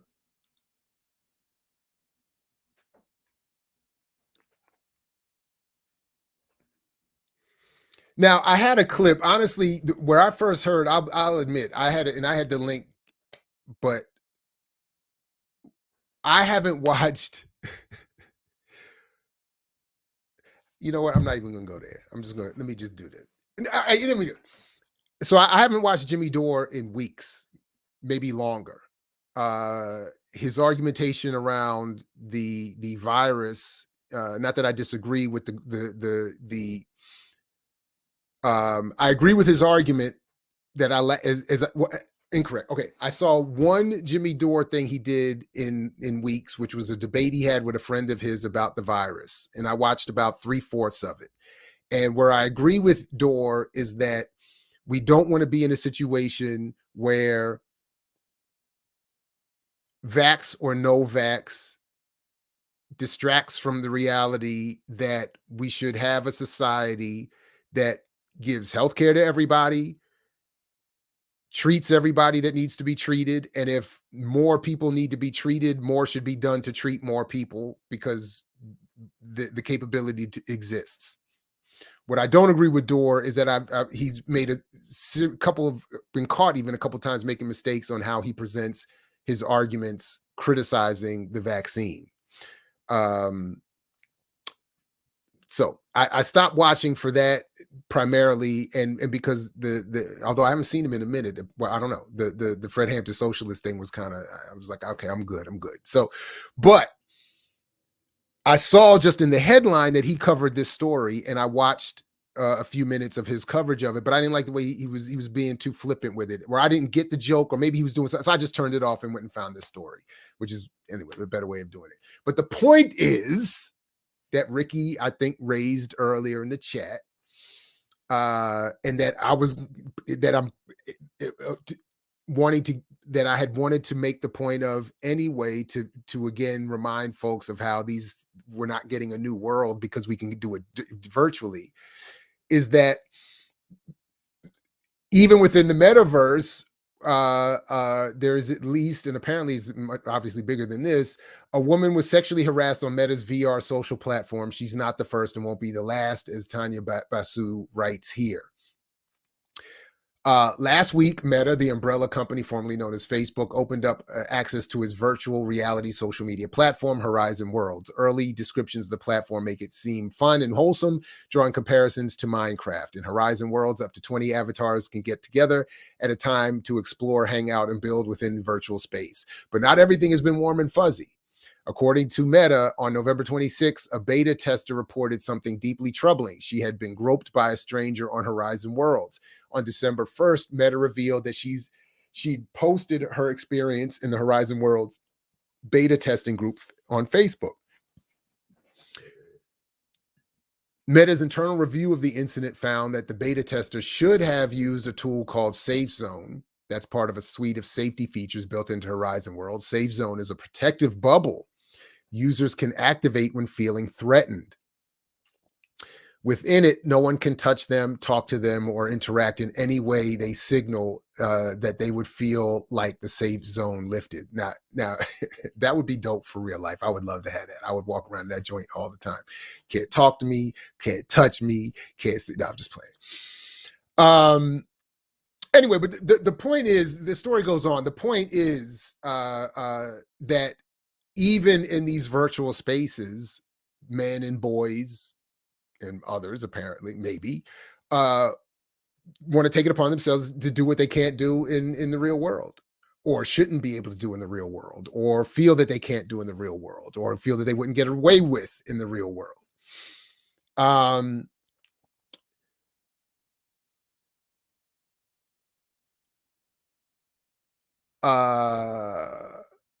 Anyway, so whether it's the depiction of women, whether it's the treatment of women, whether it's as I also want to show here, the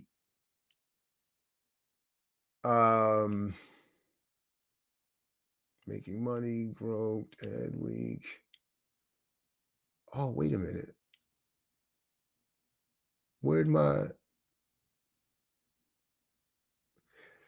I'll just go find another one real quick. Or whether it's the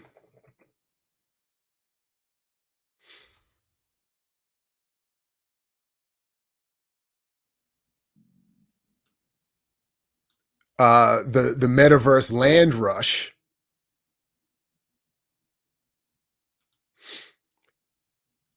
Oh man, I had a whole, where's that the video I had for that?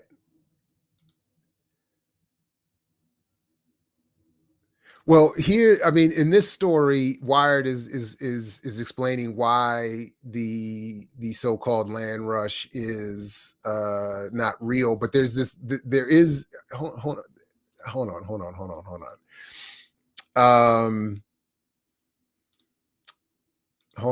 There is a land rush, a digital land rush. People are going online to these metaverse type spaces. Here we go. Here's one. This was one that I had. And people are buying up land. So it's just like at any other point in over $100 million in metaverse land sales last week. In metaverse land sales, which is absolutely insane. On the regular, we're seeing land in some of these certain metaverses sell for hundreds of thousands, and in some cases, millions of dollars in places like Axie Infinity, the Sandbox, and even Decentraland. I feel like this sector within the NFT market is going to absolutely just go parabolic here in the very near future. So in this video, I'm going to show you the top 10 metaverses that have land within them that I think have some tremendous opportunity. But before we do get into it, So again, I'll put the link. You can watch the whole video if you want and get some tips on where to go buy your land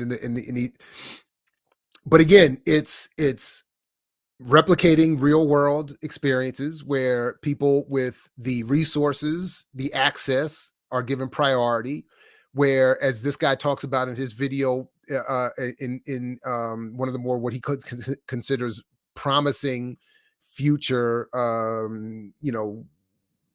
I'm calling them metaverses, but whatever they are. All of the land is basically already sold because they've limited it. It's very exclusive to 125, I think, plots at extremely expensive prices. So it's the non-fungible token blockchain crypto world is mimicking already what exists elsewhere, and is not a space that is creating and redistributing whatever is considered wealth.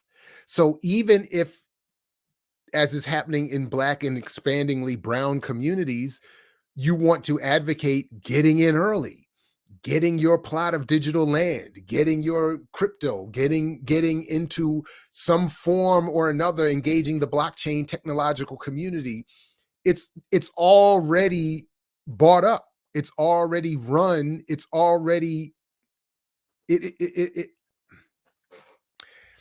And you might do it as an individual, small, here and there. People might, as is the case with the stock market, hit it big, do well.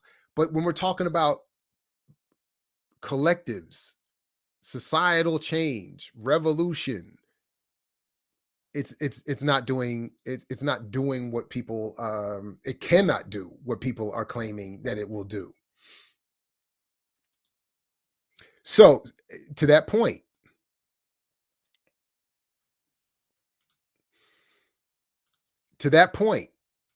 I've mentioned him before in his new video. Again, now this guy is a crypto supporter. He invests, he's sponsored by them, but his videos are dope. And I forgot, I didn't even realize. I think I mentioned when I mentioned Jake Tran the last time, I said I wasn't sure. I said I thought about signing up to get access to his undercover documentaries. I've already signed up. I had already signed up. I didn't even realize it. So I got to go watch the first one on Monsanto, and then we'll see. But in this one that is publicly available, the latest one produced, the enduring mystery of the creator of Bitcoin rather. Again, I'll put the whole video in the show notes so you can check it out. I'm not going to play the whole thing. He goes through and this is the video where he talks about the one of the early founders who died and is in a cryogenic chamber of sorts, hoping to be reanimated whenever in the future.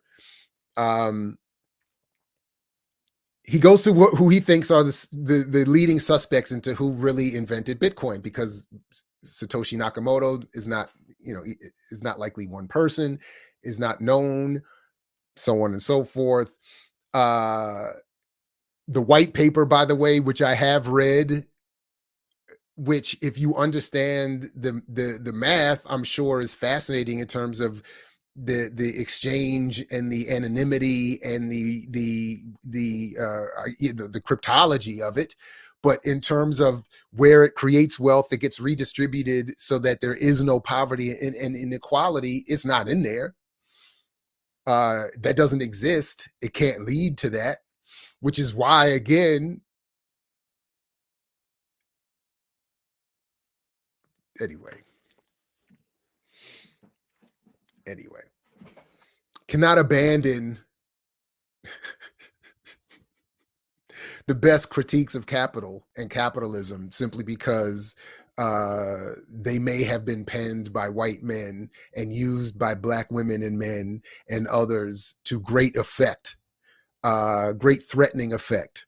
And Silberg, to one of the points that he made in his comments against Cambone that I do agree with, is one way to assess the value of those arguments is the way the state has responded to those folks. And black materialists, if not fully dominate the list or encapsulate the entire list, are at the heads leading the list of the assassinated, exiled, imprisoned around the world. So there can't be, it can't be all bad that they were attempting to do.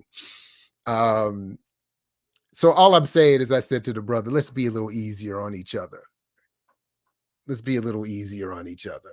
Because fact is also, they've wiped out traditional African practices, languages, etc. as well. And I will say, my man, Dr. Haight, said something I thought was interesting. He said, in defense of Cambone, he said, if cats want to mobilize, if they really want to organize the lumpen proletariat, they got to learn Wolof.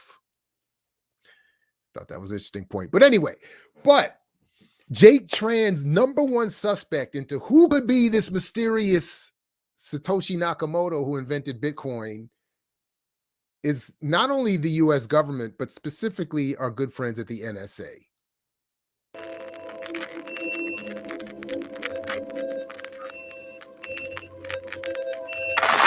In 1996, over a decade before the existence of Bitcoin, the NSA published a paper titled How to Make a Mint, the Cryptography of Anonymous Electronic Cash. In it, NSA researchers outlined a system very much like Bitcoin, where financial transactions are secured via cryptography and made possible via a decentralized network. That way, your digital money could have privacy, protection against double spending, and protection against denial of service, eerily similar to a blockchain. 13 years later, the Bitcoin white paper was released, and the cryptographic algorithm Bitcoin uses to secure its transactions, the SHA-256 algorithm. And the creator of that algorithm? None other than the NSA. Think about it. As the government, wouldn't it be nice if you had a clean, perfect, immutable database that displayed everyone's transactions on a public ledger while giving everyone the illusion of privacy? If you had such a tool, as long as you can connect a wallet address to a person, which is not that hard to do, evading taxes would be a thing of the past. Laundering money would be a thing of the past. What does that mean? As the ruling class, you could get a perfect bird's eye view of where money is flowing through the entire economy. In fact, this tool would be a dream come true for agencies like the FBI. And that's exactly what Bitcoin has turned out to be. What people need to recognize is that Bitcoin is the greatest thing to happen to the FBI. Quite literally the best form of ransom payment for federal agents.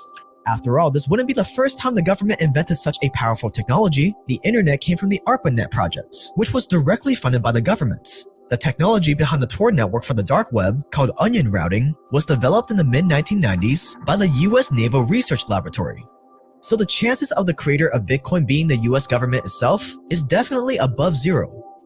But there are a few holes in this theory. For a project of this scale, it would be very difficult to keep it completely under wraps. Eventually, someone would have probably let it slip. But then again, there have been plenty of government projects successfully kept under wraps for years or even decades before the truth came out. Area 51. All right, I'm gonna stop it there. That's his only argument against the NSA.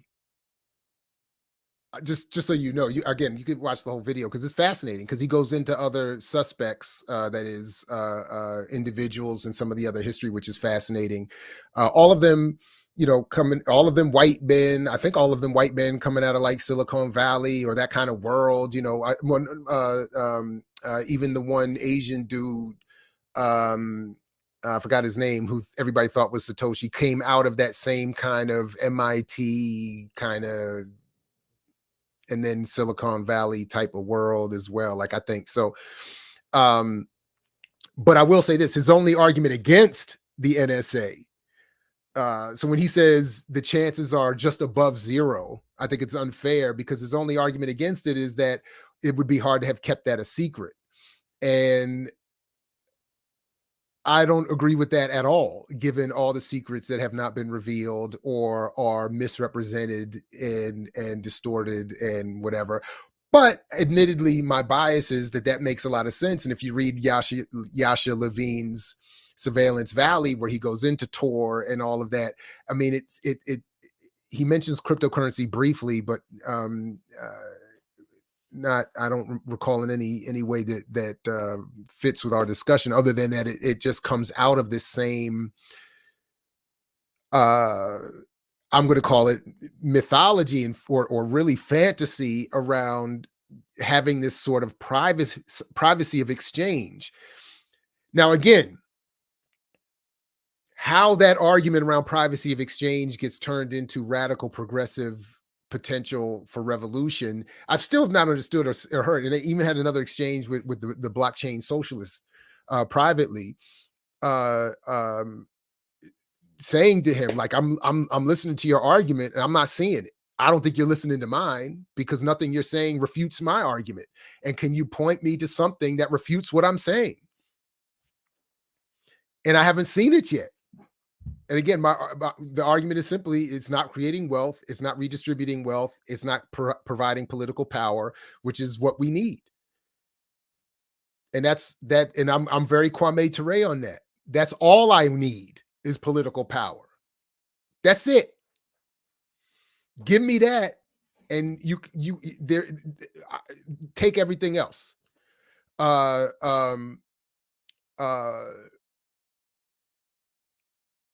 Because there is no door.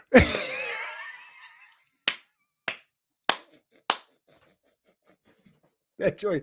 Every day I see it, I love it. I love the self-deprecating hate, because it reminds me that I'm right.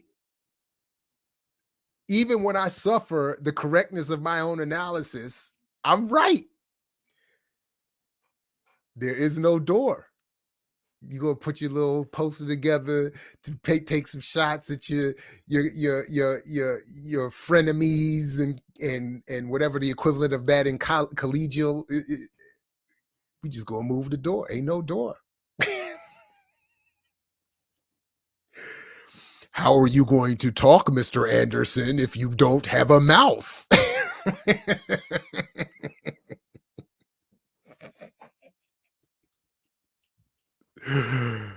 Woo! Boy, oh boy, oh boy. We're gonna have some fun out of this joint. So I would like to see an answer to that point alone. Where would the argument be that blockchain and crypto were not invented by the NSA and therefore could be used as revolution for the collective? Not as an individual investment that might turn out well for an individual.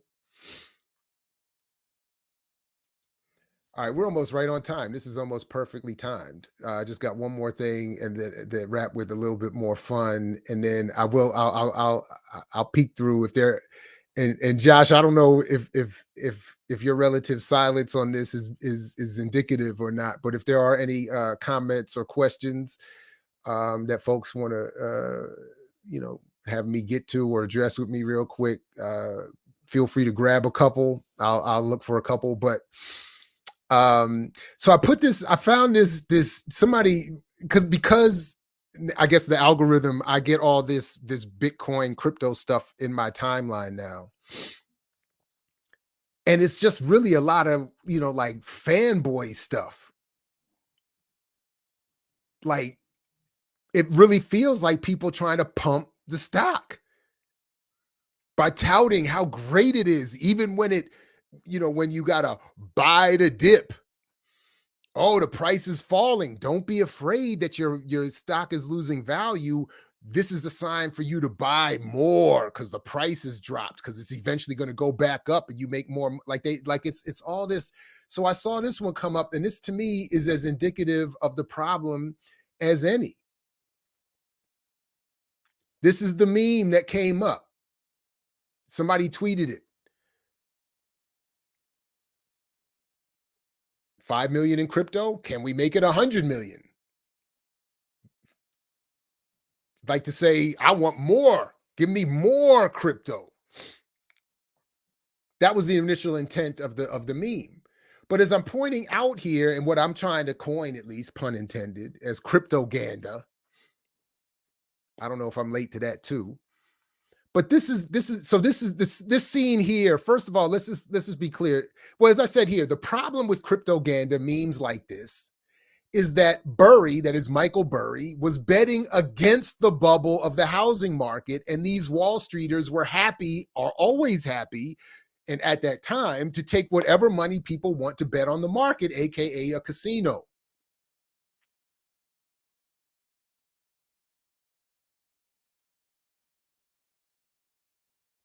What the meme actually shows is Burry betting that crypto is a bubble that will crash, hence The Big Short.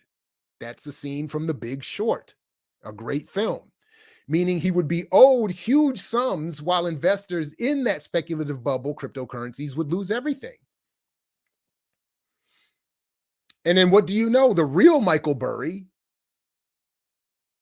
said he is in real life shorting cryptocurrencies, Bitcoin included.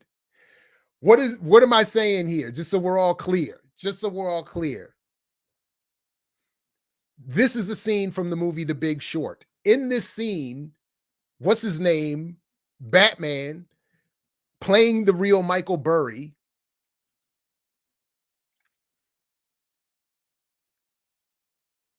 is shown in that scene going to Wall Street, all the biggest banks and whatever financial institutions, saying, because he had found the pre-08 bubble.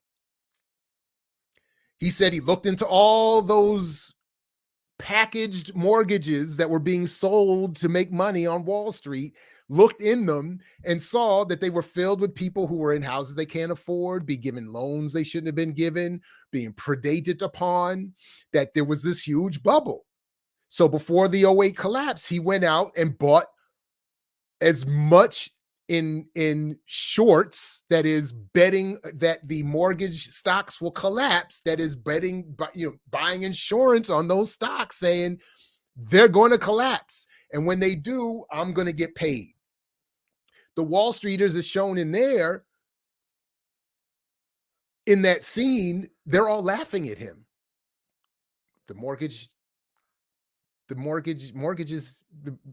Stocks have never collapsed. The mortgage, he's giving us money. He's giving us hundreds of millions of dollars. Of course we're going to take it. And then by the end of the movie, I think that it says that he had made his investors $269 billion. When the housing market collapsed and Black and brown communities lost all their wealth, and millions of people lost homes and jobs and and pensions and this is and that, his crew made 269. I think that was the number he wrote on the board at the end of the movie, or was shown on the screen for his profit, because the number he wrote was the percentage up. It was like 400 and some percentage up. $269 billion they made. Just his crew, just his hedge fund, off of that collapse. He's saying the same thing today about crypto. All of the fundamentals that he used to apply to the housing market, he's using to crypto and saying it's a bubble. I'm shorting it. I am going to buy insurance. He may have to wait. That was the problem for him in the movie. He had to wait. And there was that line in the movie. He says when his bosses came in and said, "Give me my money back. You're paying millions of dollars on premiums even every year or every month or whatever. Give me my money back." He says, "I may be early, but I'm not wrong." The other guy yelling at him and says, "What's the difference?" He's saying the same thing now.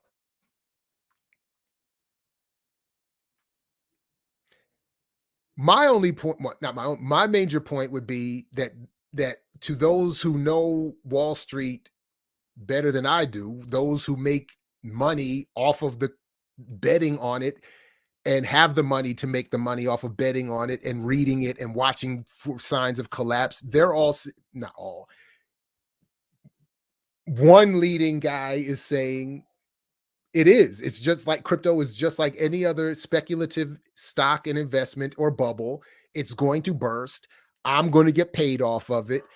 All of you who are out here following all the propaganda, the cryptoganda, the messaging, the celebrity pundits who show up on Roland Martin when he's not got Ronald McDonald singing gospel, telling you that blockchain is the technology that's driving the new crypto currency revolution.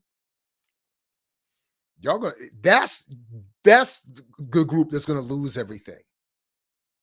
And as I'm saying, and more to my point, or my area of focus at least, is that the messaging is exactly backwards. So they're using the people who are telling you, or scenes from movies of people telling you this is a bubble, it's going to collapse, to say buy more crypto. And they got the messaging exactly backwards. And it's being used to our detriment, I think, at least. They will bet on their mother falling down if they can make. Not only will they bet on their mother falling down, they'll place a bet on their mother falling down and then have somebody push her, or put or they'll hire. Here's a better way they'll do it. I'm going to bet my mother's going to fall down, and I'm going to have the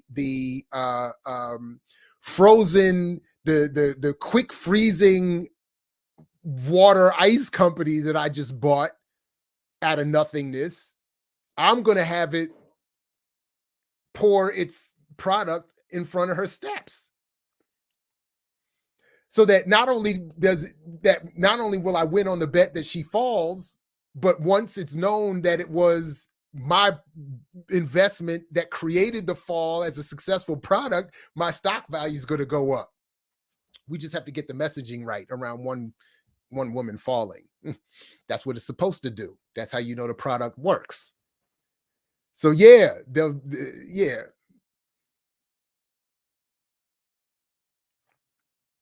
I appreciate that, Big Teal. And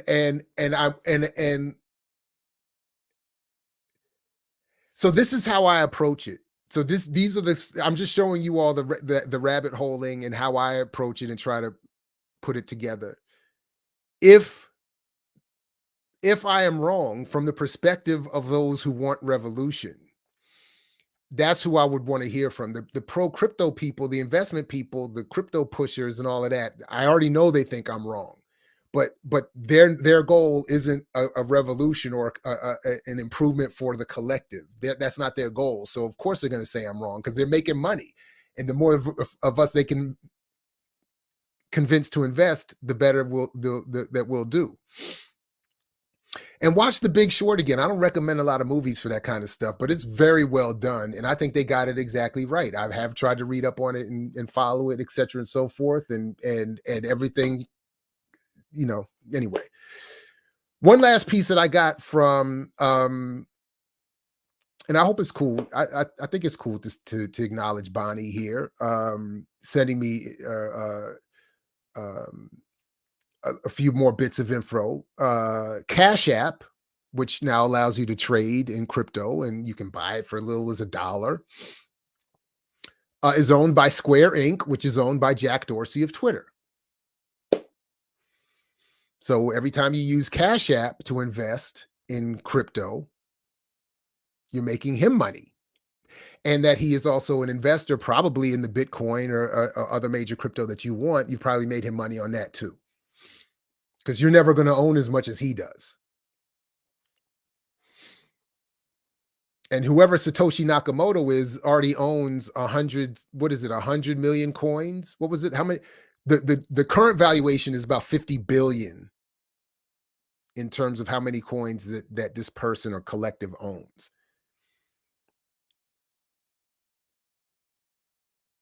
So I forgot 100 coins I forgot however many coins it is, but it's worth 50 billion. You're never going to catch that. So if we don't have a political power process that forces either that cannot happen or that wealth has to be redistributed, who cares? And who cares if you or your buddy made a couple dollars on it? Coinbase, another popular platform, is owned by Andreessen Horowitz, venture capital firm. 39%, 25%. I don't understand the class A, B shit, whatever, but it's owned by Andreessen Horowitz, venture capital firm. Josh, I missed that. Whatever you just put up there, can you put that back if I needed to? It pushes crypto with pop-ups. I'm not surprised. I'm not surprised. Shout out to Net for Freeman. Shout out to Black Alliance for Peace. Shout out to Pan-African Community Action. Gemini is owned by Cameron and Tyre Winklevoss, the Winklevi, who got ripped off by Zuckerberg. They received $65 million. Yeah, they've received $65 million investment settlement from Zuckerberg. So as we've even covered some of this before in terms of the billionaires who are already the owners and all of this. So the idea that we're going to invest our way and catch up and then have some sort of, I don't even understand. I don't even know what they're saying, because the more I look at their arguments, I don't see it. I don't. So. All right, good people. So is that? I think that's it for me. I really appreciate all of you coming through. Again, the Remix Morning Show is going to take the week off and come back on January 4th. I'm probably going to be back on Friday with Brother Kaba with another I Mix What I Like. But please do click the like, share, subscribe buttons, hit the bell so you're always notified. There's a lot of great content up. Sundays from last night in the Ear Doctor. There's a lot of stuff either coming or that has showed up. You can get caught up on the Brokish podcast. They're joining us with their new stuff in the new year, but you can catch up on some of their previous shows that are now on the platform. Jackie Lukman just uploaded a couple things. So there's a lot of stuff coming up on the site. So please do go check it out. Please do. If I haven't gotten to something here and you're seeing this later, do like my man Pierre over at Comedy Hype says, and put it in the comments.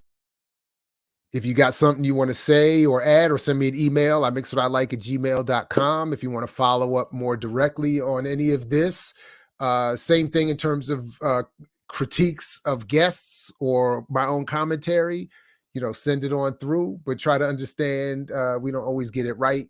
We're trying to just expand the conversation, and obviously I can't keep up with everybody in the chat, at their skill levels, but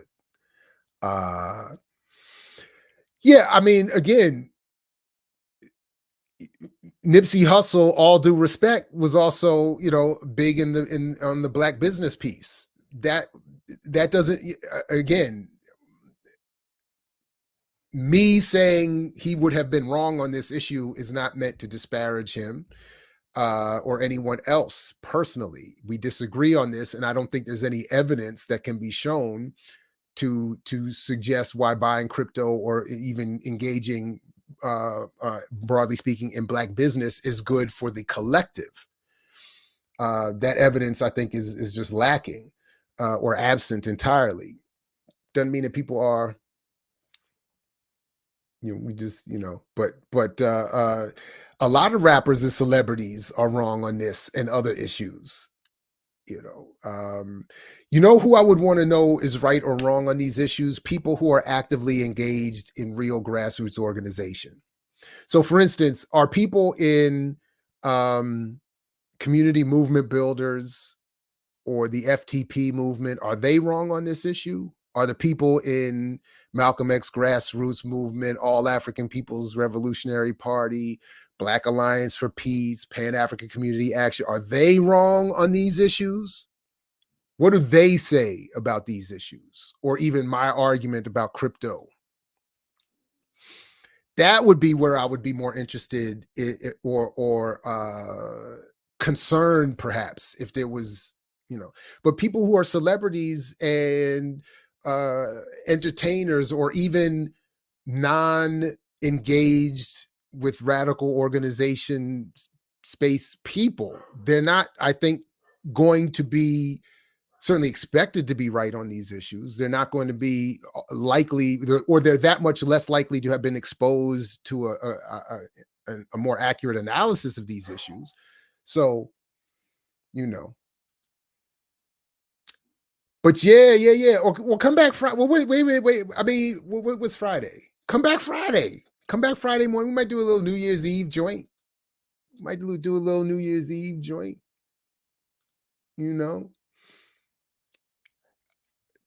Tip of the hat back at you, brother. Appreciate that. Let me tell you what. If Mama's Biscuits starts pushing crypto, we're going to have problems. It's going to mean an internal... No. I'm not filling all the space until Friday. Not until Friday. I'm saying today and then for like my normal show times, maybe. What's up, brother Tafari? No. We're going to take... No. Look at that. Oh, I see. That's funny. Yeah, I'm a filibuster BPM. I'm going to take it over. This is what I've been waiting for. Everybody to go on vacation. Hey, when I was in the Navy, I used to take extra shifts for money. What religious holiday you want to go observe? I got you covered. Atheism was like a good business. All right, good people. Listen, shout out again to Josh. Shout out again to Aaliyah and to all of you. I really appreciate you coming through this morning. Again, please continue to support the channel and the show. We do have some special projects in the works to be announced in the new year, hopefully in advance of our 1-year anniversary on February 17th, Huey's birthday. So please continue to support. We're trying to build out some more and continue to grow.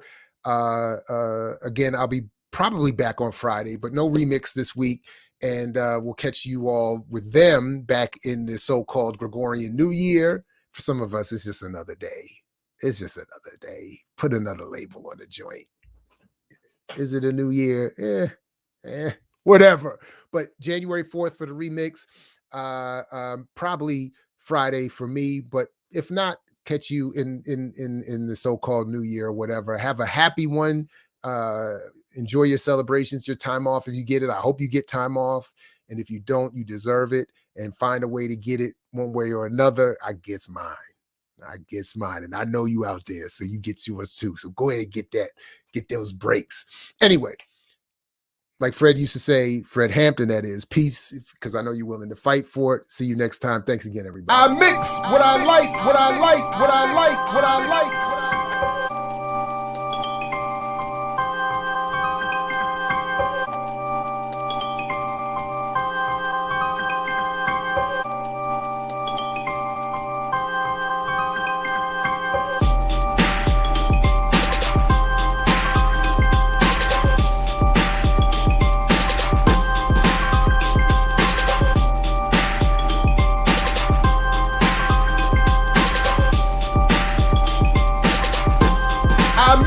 What I like, what I like, what I like, what I like.